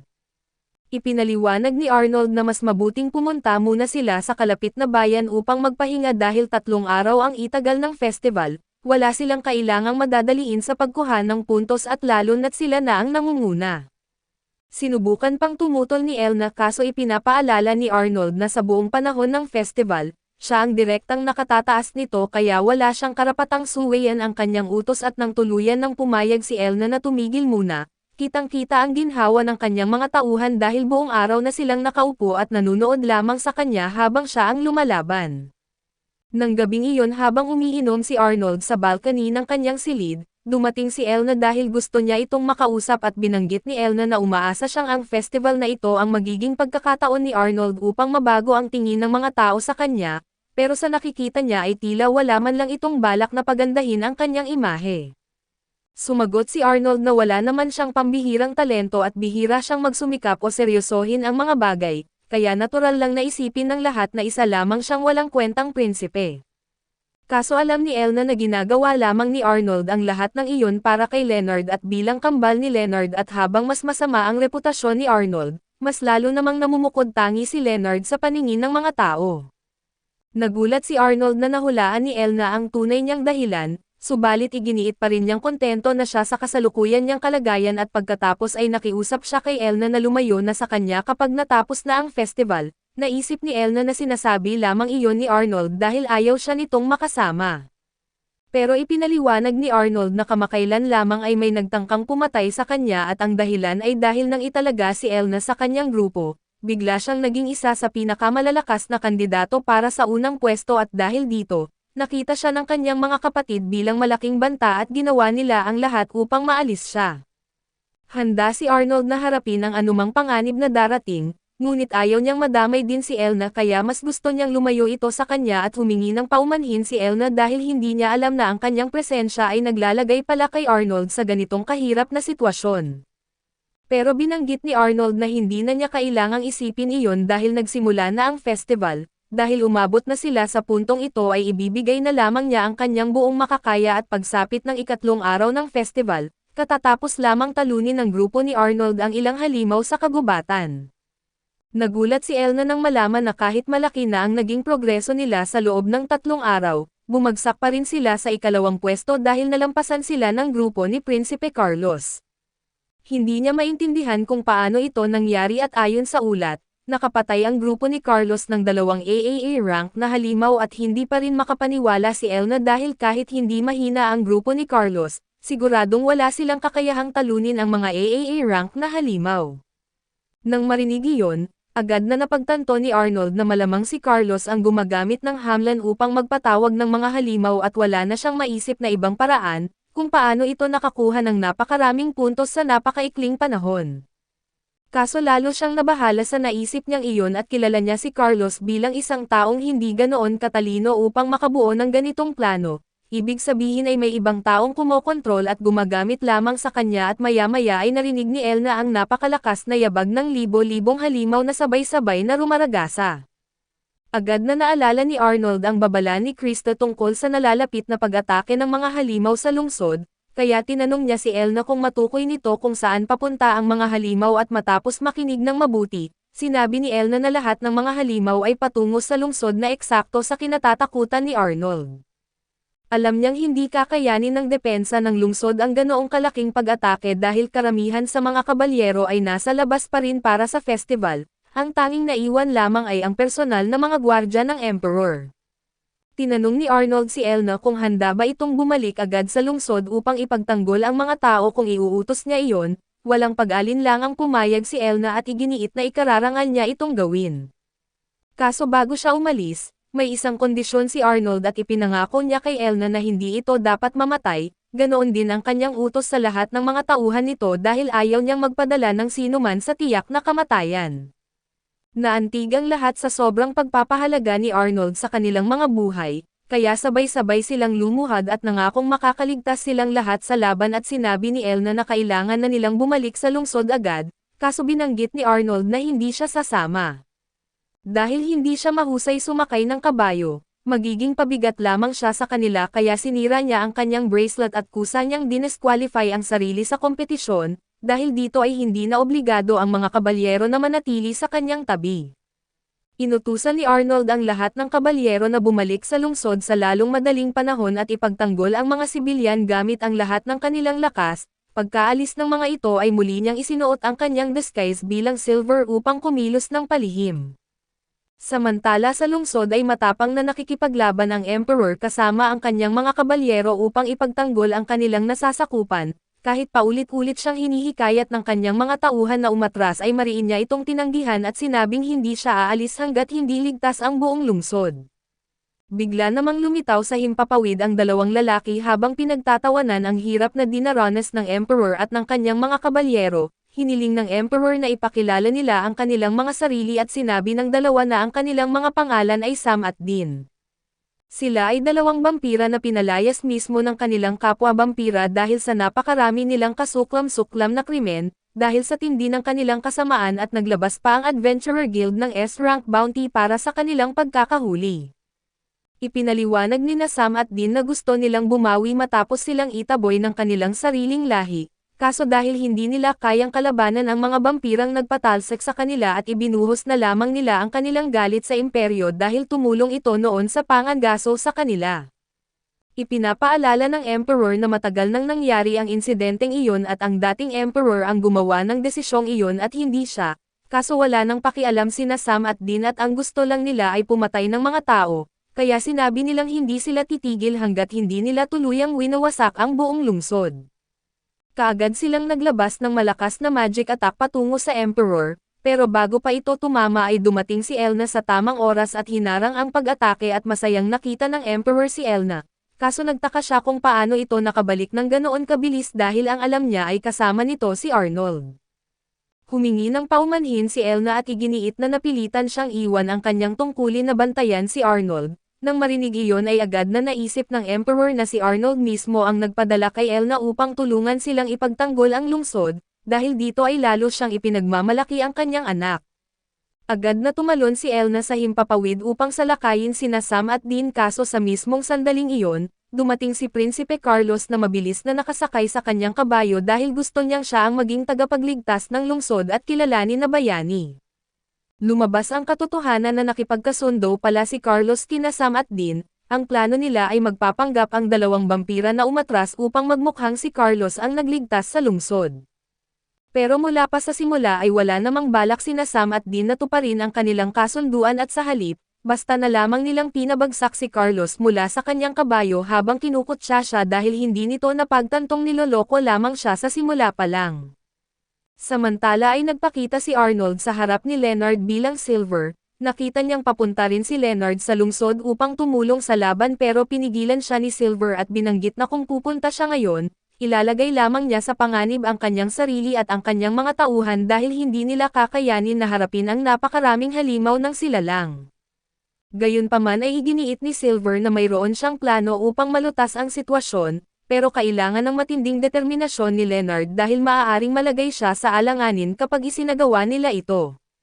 Sumagot si Leonard na wala siyang pakialam sa maaaring mangyari sa kanya basta't maprotektahan lamang niya ang mga tao at ipinaliwanag ni Silver ang kanyang plano. Gusto niyang humiling si Leonard ng mga reinforcement mula sa mga karatig na lungsod. Kaso bilang prinsipe ay wala pa rin siyang awtoridad na magbigay ng ganoong utos, kaya maaaring magkaroon siya ng problema kapag ginawa niya ito at isa sa mga tauhan ni Leonard ang nagsabi na kahit humingi sila ng tulong, aabutin pa ng ilang araw bago maipon ang ganoong karami na sundalo at makarating sila sa lungsod kaya sa tingin niya ay hindi ito uobra. Subalit iginiit ni Silver na mayroon na siyang solusyon, magbubukas siya ng ilang transfer gate upang agad na may hatid ang mga kabalyero sa lugar ng labanan at ang tanging kailangan na lamang gawin ni Leonard ay kumbinsihin silang tumulong, dahil gagana lamang ang plano kung kusang loob silang sasama.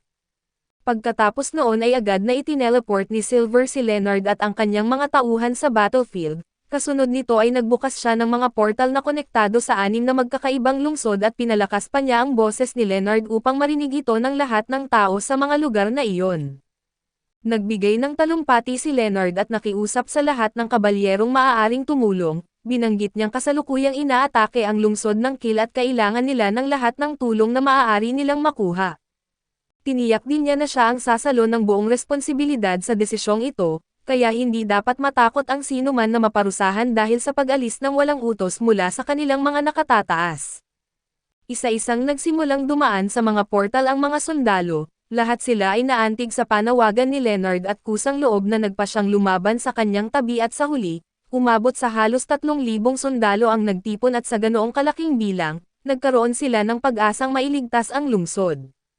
Nagpasalamat si Leonard kay Silver dahil hindi sana naging posible ang lahat ng ito kung wala ang kanyang tulong, kaso sinabi ni Silver na ginawa lamang niya ang nararapat bilang isang adventurer, idinagdag pa niyang marami pa silang kailangang gawin kung nais nilang mailigtas ang Kill kaya kailangan na nilang kumilos agad.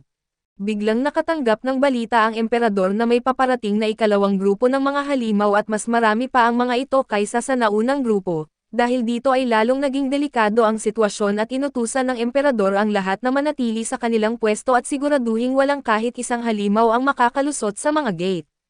Samantala ay patuloy na pinipigilan ni Elna sina Sam at Dean sa himpapawid, sa loob naman ng kastilyo ay nagsisimula ng matarante si Krista dahil nakita niya sa kanyang pangitain na kapag nagamit muli ng mga kalaban ang flute, mawawasak ang lahat. Sinubukan siyang mapakalma ni Finn at nangakong kukunin niya ang flute para mapigilan iyon, tinanong niya si Krista kung saan lilito ang flute at sinabi ni Krista na malapit na itong mahulog sa gitna ng bayan. Habang nakikipaglaban sina Sam at Dean kay Elna, naisip nilang mangakit pa ng mas maraming halimaw para maabala si Elna habang isinasagawa nila ang kanilang plano. Pero bago pa nila muling maihip ang flute ay napansin na ito ni Elna at hindi man niya alam kung ano ang kayang gawin ng flute. Sigurado siyang may masama na mangyayari kapag nagamit ito. Kaya agad niya itong pinatalsik mula sa kanilang mga kamay, mabilis na lumipad pababa sina Sam at Dean para kunin ang flute habang hinahabol sila ni Elna at malapit na sana nila itong makuha. Pero bago pa mahawakan ni Sam ang flute at nasalo ito ni Finn sa ere at agad niyang inihagis pataas kay Elna para mapanatili itong ligtas. Galit na galit sina Sam at Dean dahil nawala sa kanila ang flute at agad ibinuhos ni Dean ang galit niya kay Finn at pinasabog ang tore kung nasaan ito, dahil dito ay nahulog si Finn mula sa mataas na tore at sinubukan ni Elna na lumipad pababa para iligtas siya, pero hinaharangan siya ni Sam. Naglabas naman si Dean ng isa pang pag-atake kay Finn para siguraduhin hindi ito makakaligtas. Alam ni Finn na halos wala na siyang pag-asang mabuhay kaya sa inaakala niyang huling sandali niya, hiniling niya kay Elna na siguraduhing maliligtas nito ang lungsod. Pero bago pa tuluyang tamaan si Finn ng pagsabog, biglang nag-teleport si Silver at pinawalang bisa ang pag-atake gamit ang kanyang mahika at labis ang ginhawa ni Finn nang dumating si Arnold para iligtas siya. Binanggit ni Arnold na napakapabaya ng ginawa niya dahil muntik na talaga siyang mamatay, pero pinuri rin niya ang katapangan ni Finn dahil sa ginawa nito ay hindi pa rin nawawasak ang lungsod at pagkatapos, lumipad si Silver sa himpapawid at humarap kina Sam at Dean kasama si Elna. Binanggit niyang tapos na ang kanilang plano pero sinabi ni Sam at Dean na hindi pa natatapos ang lahat, kahit wala na sa kanila ang flute at marami pa ring halimaw sa paligid kaya kung matatalo nila sina Elna at Silver, sila pa rin ang mananalo.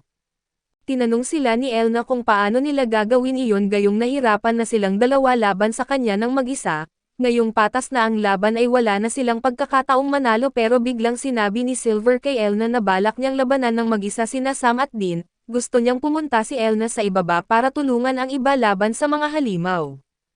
Agad tumanggi si Elna dahil ininsulto ni Sam at Dean ang isang taong malapit sa kanya, kaya gusto niyang personal na pagbayarin ang dalawa at hindi pa rin naiintindihan ni Sam at Dean kung gaano kasama ang sitwasyon nila. Pabiro nilang itinuro ang emperador na kasalukuyang nakikipaglaban sa mga halimaw at tinanong si Silver kung sigurado ba siyang ayaw niyang iligtas ang emperador habang may pagkakataon pa. Pero iginiit ni Silver na wala siyang balak na personal na protektahan ang emperador, marami namang maharlika at kabalyero na may tungkuling protektahan ang bansa, kaya ayaw niyang agawin ang trabaho at pagkakataon ng mga ito. Maya-maya, dumating na rin sa battlefield si Prince Leonard kasama ang iba pang mga sundalo at nagulat ang mga sundalong nagtatanggol sa lungsod nang makita si Leo dahil hindi nila alam kung paano siya nakakuha ng ganoon karami na sundalo. Pero masaya silang makita siya dahil sa dami ng dumating na reinforcement at malaki na ang posibilidad na manalo sila. Dahil mukhang magiging maayos na ang sitwasyon sa ibaba at pumayag si Silver na lumaban si Elna kasama niya, napagkasunduan nilang si Elna ang haharap kay Sam habang si Silver naman ang haharap kay Dean. Nainsulto si Sam dahil iniisip ni Elna na kaya niya itong harapin kaya't agad siyang sumugod sa kanya at kasabay nito, nagbitaw si Dean ng sunod-sunod na magic attacks kay Silver. Pero sa hindi malamang dahilan ay nahihirapan si Silver na depensahan ang sarili niya. Sinamantala ni Dean ang pagkakataon at pinapabagsak si Silver sa lupa, hindi maintindihan ni Elna kung bakit nahihirapan si Silver laban sa isang taong kasing hina ni Dean at bilang isang SS rank adventurer, dapat ay madali lang para kay Silver na talunin ito at di naman inakala ni Silver na mapapag-alitan pa siya ng sarili niyang kakampi. Pero ang tunay na dahilan kung bakit nahihirapan siyang lumaban ay dahil abala ang isip niya sa isang bagay na mas importante, mabuti na lang at natapos na rin niya ito at agad na ginamit ni Silver ang malawakang healing barrier na kanina pa niya binubuo sa kanyang isip. Sa loob lamang ng ilang sandali ay gumaling ang mga sugat ng lahat ng taong nasa loob ng sakop ng barrier, pero hindi lang iyon ang ginawa ni Arnold at gumawa rin siya ng pangalawang curse barrier para itali sina Sam at Dean sa kanilang pwesto. Alam ni Arnold na hindi kayang kumawala ng dalawa mula sa mga kadena dahil unti-unting pinapahina ng curse barrier ang sinumang nakagapos dito, bukod pa rito ay apektado rin ng barrier ang lahat ng halimaw na nasa sakop nito. Biglang sumigaw si Elna at humingi ng tulong kay Silver dahil hinahabol din siya ng mga kadena, kaya pumipitik lamang si Silver at agad na pinawala ang mga kadena na humahabol kay Elna. Galit na tinanong ni Elna kung bakit pati siya ay tina-target ng spell ni Silver kaso binanggit ni Silver na hindi naman niya iyon sinadya. Ang spell ay kusang tina-target ang sinumang tumitingin kay Silver bilang kalaban, kaya kasalanan din ni Elna kung bakit siya hinabol ng mga kadena dahil may sama pa rin siya ng loob kay Silver dahil sa nangyari noong nakaraan. Pagkatapos, humarap si Silver kina Sam at Dean at tinanong kung mayroon pa silang huling sasabihin dahil oras na para pagbayaran nila ang kanilang mga ginawa, doon napagtanto ng dalawa na wala na silang ligtas na paraan para makatakas. Nagsimula silang magmakaawa para sa kanilang buhay at iginiit kay Silver na wala naman silang personal na ginawang masama sa kanya, kaya wala siyang dahilan para patayin sila pero dahil sa pinsalang ginawa nila sa buong bayan, maraming dahilan si Silver para patayin sila. Bilang isang adventurer, tungkulin niyang protektahan ang mga tao ng bansang ito laban sa mga halimaw na katulad nila at sang-ayon si Elna kay Silver, at para tuluyan ng tapusin ang laban ay nagpasya siyang ilabas ang kanyang Holy Sword. Nang marinig iyon ni Silver, Iginiit niyang nababaliw na yata si Elna at hindi niya maaaring gamitin ang Holy Sword sa ganitong lugar dahil baka pati ang buong bayan ay masira. Pero tiniyak ni Elna na walang magiging problema dahil alam niya kung paano kontrolin ang lakas ng espada at kahit may mangyaring hindi inaasahan, sigurado siyang kayang ayusin iyon ni Silver. Bukod pa rito, may paparating ng ikatlong grupo ng mga halimaw kaya kung gusto niyang sabay-sabay na mapuksa ang mga iyon, wala siyang ibang pagpipilian at sinimulan ni Elna ang chant para ipatawag ang Holy Sword, ang sagradong sandata na sinasabing ginamit noon para patayin ang Demon Lord. Nang lumitaw ang espada ay ipinahayag ni Elna kina Sam at Dean na katapusan na nila, gusto ring makikisali ni Silver sa pagtatapos ng laban kaya sinabi niyang siya ang bahala kay Dean habang kay Elna naman si Sam. Pumayag naman si Elna sa plano at sabay na naghanda sina Silver at Elna ng napakalakas na pag-atake. Habang iniipon nila ang kanilang lakas ay binalaan nila ang lahat ng nasa ibaba na agad umatras dahil hindi nila masisiguro ang kaligtasan ng sinumang mananatili roon. Nang makita ni Leo at ng Emperador ang dalawang napakalaking bola ng enerhiya sa himpapawid, agad nilang inutusan ang lahat na umatras. Nang makaalis na ang lahat ng kakampi sa battlefield, sabay na pinakawalan ni Silver at Elna ang buong lakas ng kanilang mga pag-atake at sa isang iglap, tuluyang nawala sina Sam at Dean kasama ang lahat ng natitirang halimaw sa malaking bahagi ng lugar. Pagkatapos ng laban ay bumalik sina Silver at Elna sa lupa, pinasalamatan ni Leo si Silver sa pagdating nito para tumulong at nangakong babawi siya sa kanya balang araw. Pero ipinaliwanag ni Silver na hindi na iyon kailangan dahil ginawa lang naman niya ang dapat niyang gawin at aalis na sana siya nang biglang pigilan siya ni Elna. Medyo naiinis na tinanong ni Silver kung ano naman ang kailangan nito dahil akala niya ay may irereklamo na naman si Elna. Maraming ang gustong ireklamo si Elna pero ang tunay niyang pakay ay pasalamatan si Silver sa tulong nito, lalo na sa pagligtas kay Finn dahil matalik itong kaibigan ng childhood friend niya. Binanggit ni Silver na hindi niya inakalang ganoon kalaki ang pakialam ni Elna sa walang dating na prinsipe, pero pagkasabi niya nito ay agad itinutok ni Elna ang kanyang espada kay Silver at pinabawi ang sinabi nito, hindi niya hahayaang tawagin ng kahit sino na walang dating si Arnold. Agad humingi ng tawad si Silver at iginiit na wala naman siyang masamang ibig sabihin. Maganda raw na pinoprotektahan ni Elna ang reputasyon ng kaibigan niya pero mukhang nahihirapan talaga si Arnold sa pakikitungo sa isang taong kasing tigas ng ulo ni Elna. Bago pa makasagot si Elna ay agad na nag-teleport palayo si Silver. Kalaunan ay ipinatawag ng Emperador ang lahat ng miyembro ng royal family sa kanyang throne room dahil mayroon siyang napakahalagang bagay na kailangang sabihin sa kanila. Nilinaw niyang hindi maaaring lumabas sa silid na iyon ang anumang impormasyong sasabihin niya. Nang pumayag ang lahat ay binanggit ng Emperador na matapos ang kanilang investigasyon, natuklasan nilang may kinalaman si Prince Carlos sa mga vampire na umatake sa lungsod at nagulat ang lahat nang malaman nilang nagawang pagtaksilan ni Carlos ang kaharian, pero nilinaw ng Emperador na mas tamang sabihing minanipula lamang si Carlos ng mga vampire. Ibinigay ng mga vampire kay Carlos ang magic flute, at ginamit niya iyon para magpatawag ng mga halimaw upang tulungan siyang manalo sa festival at ang orihinal nilang kasunduan ay aalis sina Sam at Dean kapag dumating na si Carlos, kapalit ng pagtanggal niya sa mga bounty na nakapatong sa kanilang mga ulo. Pero kahit minanipula siya ay hindi nito mababago ang katotohanang inilagay ni Carlos sa panganib ang buong empire para lamang sa sarili niyang pakinabang. Kaya kailangan pa rin siyang parusahan at nakiusap ang iba sa Emperador na maawa kay Carlos dahil kahit naging hangal ang ginawa nito, kapatid pa rin nila siya.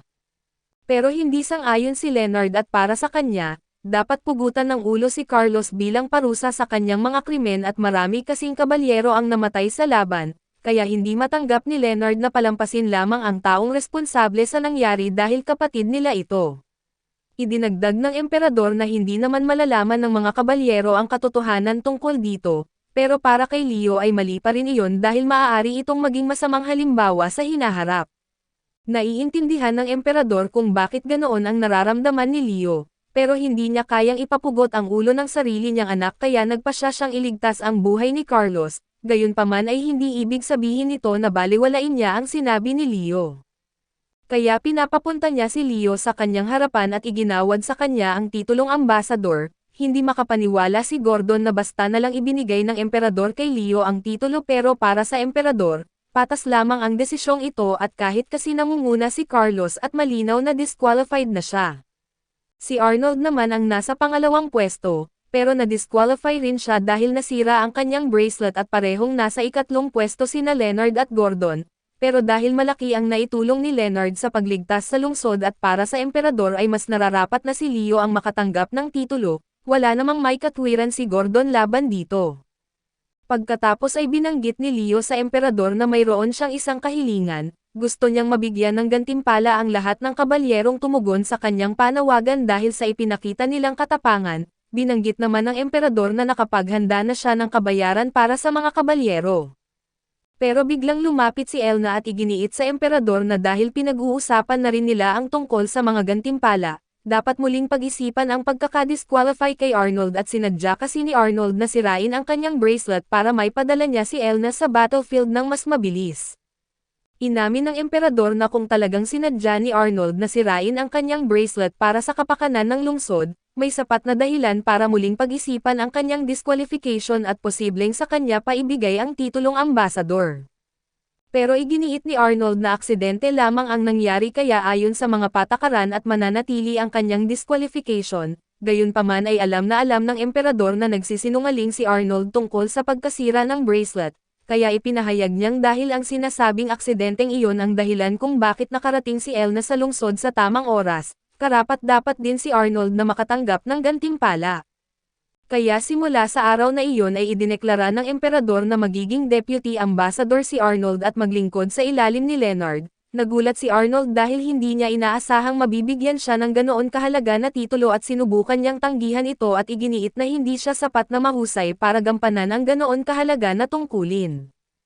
Pero iginiit ng emperador na panahon na para magkaroon siya ng maayos na trabaho at patunayan ang kanyang kakayahan, kaya mananatili ang posisyon niya bilang deputy ambassador at lalong nabahala si Arnold dahil ngayong isa na siyang ambassador, kailangan niyang maglakbay patungo sa ibang mga kaharian.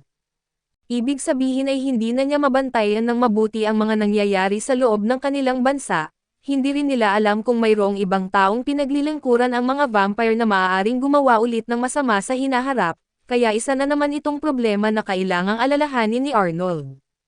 Makalipas ang ilang buwan ay binisita ni na Arnold at Leo ang kanilang ina na si Mitseba, ang ika-6 na asawa ng Emperor at masayang-masaya si Mitseba na makita silang dalawa dahil matagal na rin mula noong huli silang bumisita. Nabalitaan niya ang tungkol sa nangyaring insidente at kung paano naging isang bayani si Arnold. Pero nilinaw ni Arnold na si Elna talaga ang tunay na bayani at wala naman siyang gaanong nagawa. Sigurado si Mitseba na may nagawang kahanga-hanga si Arnold dahil binigyan siya ng titulong deputy ambassador pero iginiit ni Arnold na bigla lang naisip ng Emperor na ibigay sa kanya ang titulong iyon, kaya hindi naman daw iyon ganoon kahalaga. Dahil napag-usapan na rin ang tungkol sa pagiging ambassador, iginiit ni Leo na kaya siya bumisita ay para magpaalam dahil malapit na silang umalis ni Arnold papunta sa ibang bansa para sa isang misyon. Natuwa naman ang kanilang ina nang marinig iyon at hiniling na dalhan nila sila ni Krista ng mga pagkain o pasalubong mula sa ibang bansa pagbalik nila. Medyo nagulat si Leo dahil parang hindi man lang nag-aalala ang kanilang ina. Akala niya ay mag-aalala ito para sa kanilang kaligtasan pero hindi maintindihan ni Mitseba kung bakit kailangan niyang mag-alala dahil alam naman niya kung gaano kahusay si Leo, kaya sigurado siyang kakayanin nito ang anumang problemang mangyari.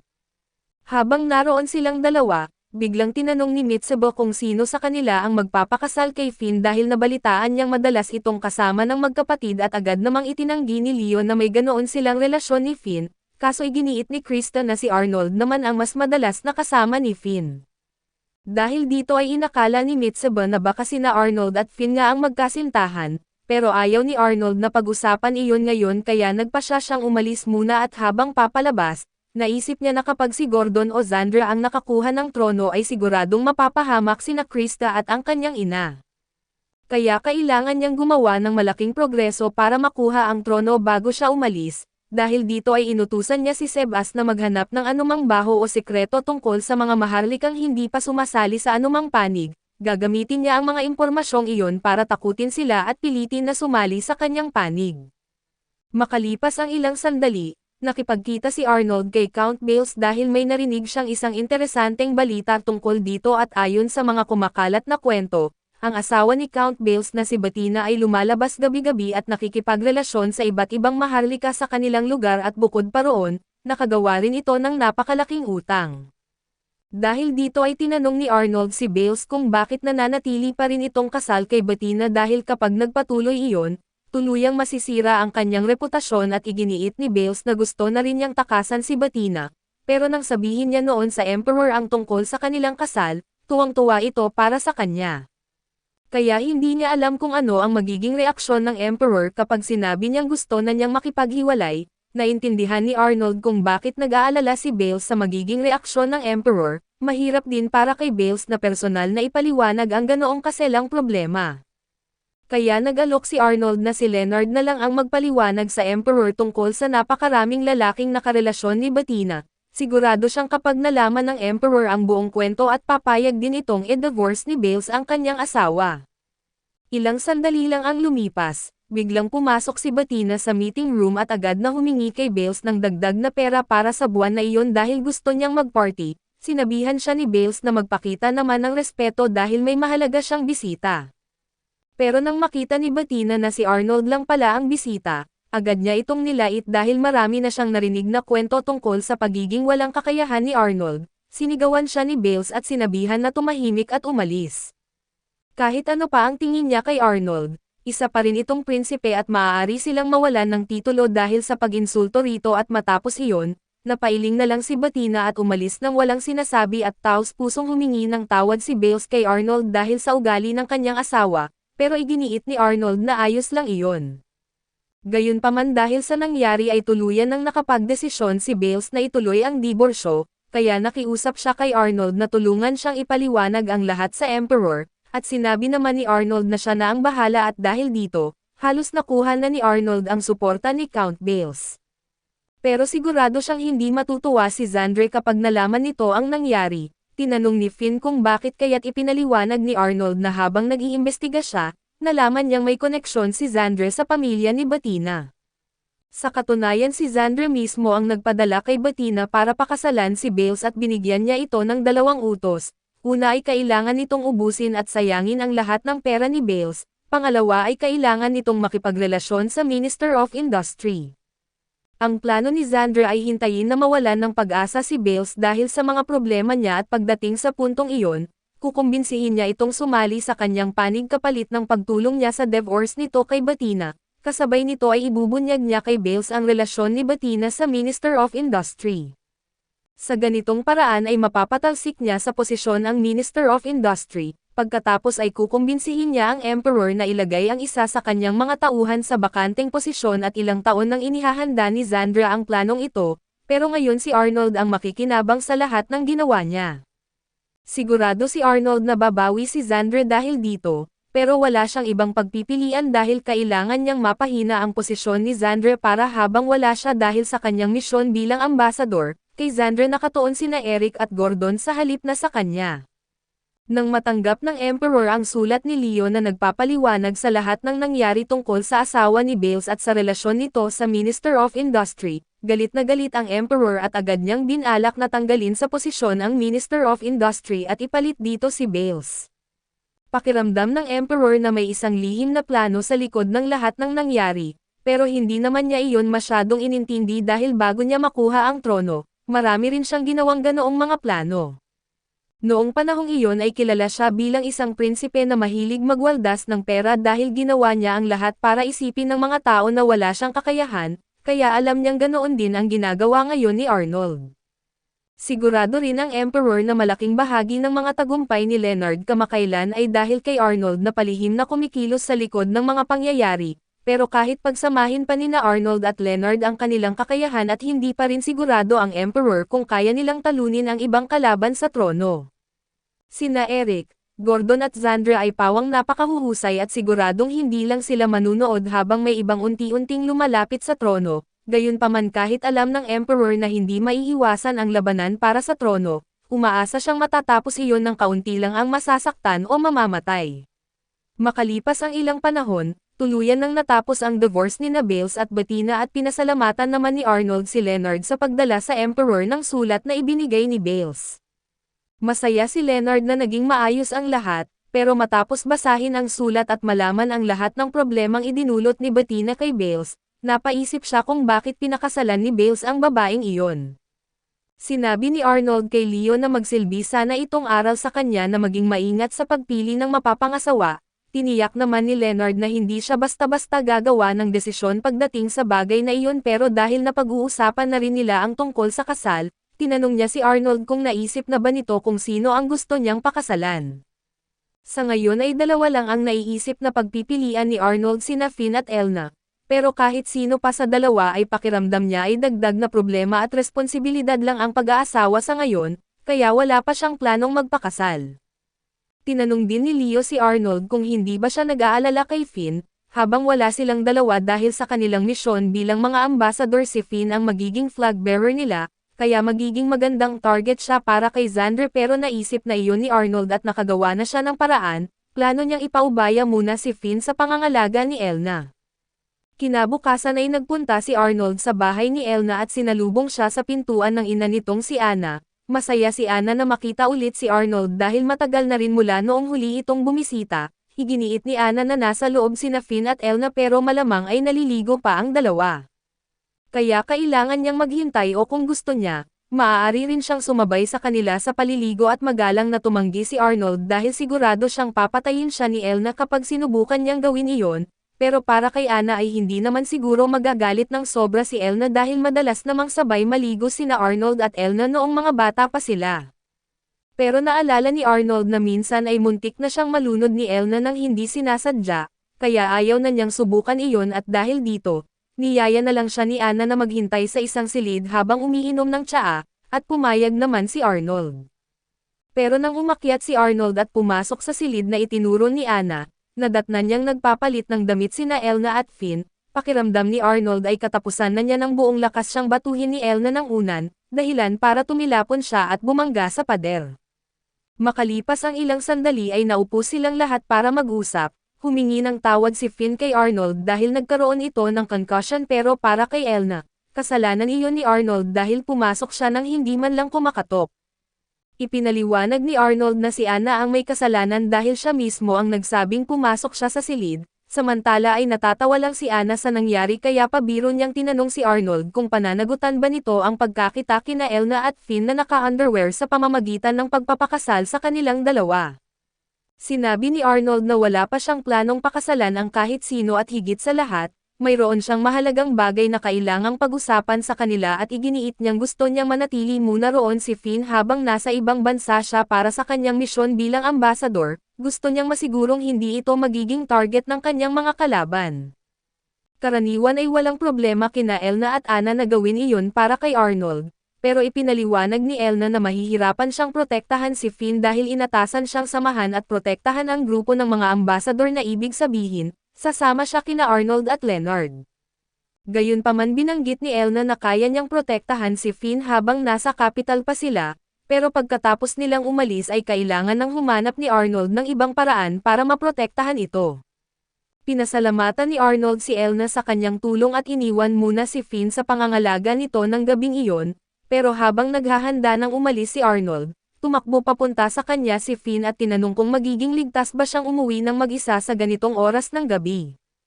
Iginiit ni Arnold na malamang ay magpapadala rin si Xander ng ilang assassin para patayin siya, pero hindi kailangang mag-alala ni Finn dahil kasama niya si Sebas, at kung hindi man iyon sapat, kaya naman niyang ipagtanggol ang kanyang sarili.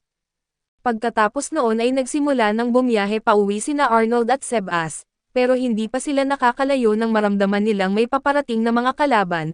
Hindi inakala ni Arnold na ganito kabilis magpapadala si Xander ng mga assassin laban sa kanya, kaso wala na siyang magagawa. Nag-alok si Sebas na siya na ang bahala sa mga kalaban at agad siyang tumalon palabas ng karwahe, pero nang makaalis si Sebas, biglang may isang fireball na bumagsak sa harapan ng karwahe, dahilan para mapahinto ito. Doon napagtanto ni Arnold na bitag lang pala ang ibang mga assassin para maihilayo si Sebas sa kanya.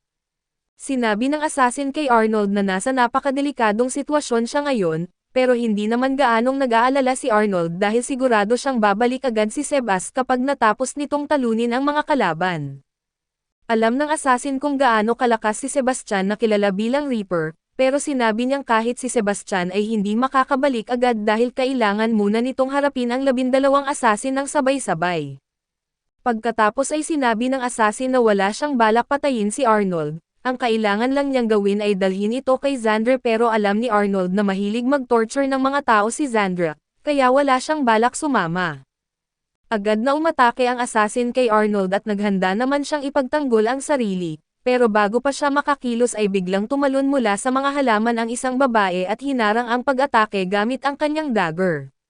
Nakilala ni Arnold ang babae bilang isa sa mga adventurer na nakasalubong niya noon habang nagpapanggap siyang si Silver. Binanggit ng babae na nakita niya ang nangyayari at hindi niya kayang tumayo lang at manood habang may tao na pinapatay sa harapan niya.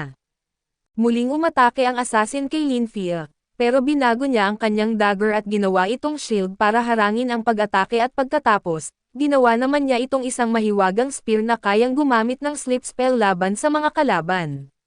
Dahil dito, napagtanto ng assassin na hindi niya kayang talunin ang isang taong kasing husay ni Linfia, kaya nagpasya siyang umatras muna at nang makaalis ang assassin, nagpasalamat si Arnold kay Linfia dahil niligtas nito ang kanyang buhay at sinabi naman ni Linfia na walang problema iyon dahil tungkulin ng isang adventurer na protektahan ang mga tao. Pero nang makita niya ng maayos si Arnold ay napagtanto niyang hindi pala ito isang ordinaryong tao gaya ng una niyang akala. Dahil dito ay sinabi ni Linfia na mayroon siyang gustong hilingin kay Arnold. Isinama ni Arnold si Linfia pabalik sa kanyang mansyon at doon, ipinaliwanag ni Linfia na kailangan niya ang tulong ni Arnold para iligtas ang kanyang village, kung saan ilang tao na ang sunod-sunod na nawawala dahil sa mga pagkidnap. Tinanong ni Arnold kung bakit sa kanya ito lumapit sa halip na humingi ng tulong sa lokal na lord o sa military. Pero binanggit ni Linfia na humingi na siya ng tulong sa kanila at wala silang ginawa, dahil dito ay naghinala si Arnold na maaaring may kinalaman din sila sa nangyayari. Wala namang problema kay Arnold na tulungan si Linfia pero tinanong muna niya kung ano ang gagawin nito sakaling tumanggi siyang tumulong, diretsahang binanggit ni Linfia na malamang ay maghahanap siya ng kahinaan ni Arnold at ibibigay ang impormasyong iyon sa mga kalaban nito kapalit ng kanilang tulong. Nagustuhan ni Arnold ang sagot ni Linfia dahil ipinakita nitong naiintindihan niya kung paano gumagana ang mundo, kaya pumayag si Arnold na tulungan siyang iligtas ang kanyang village pero bilang kapalit, gusto ni Arnold na tulungan din siya ni Linfia sa pamamagitan ng pagprotekta kay Finn habang wala siya.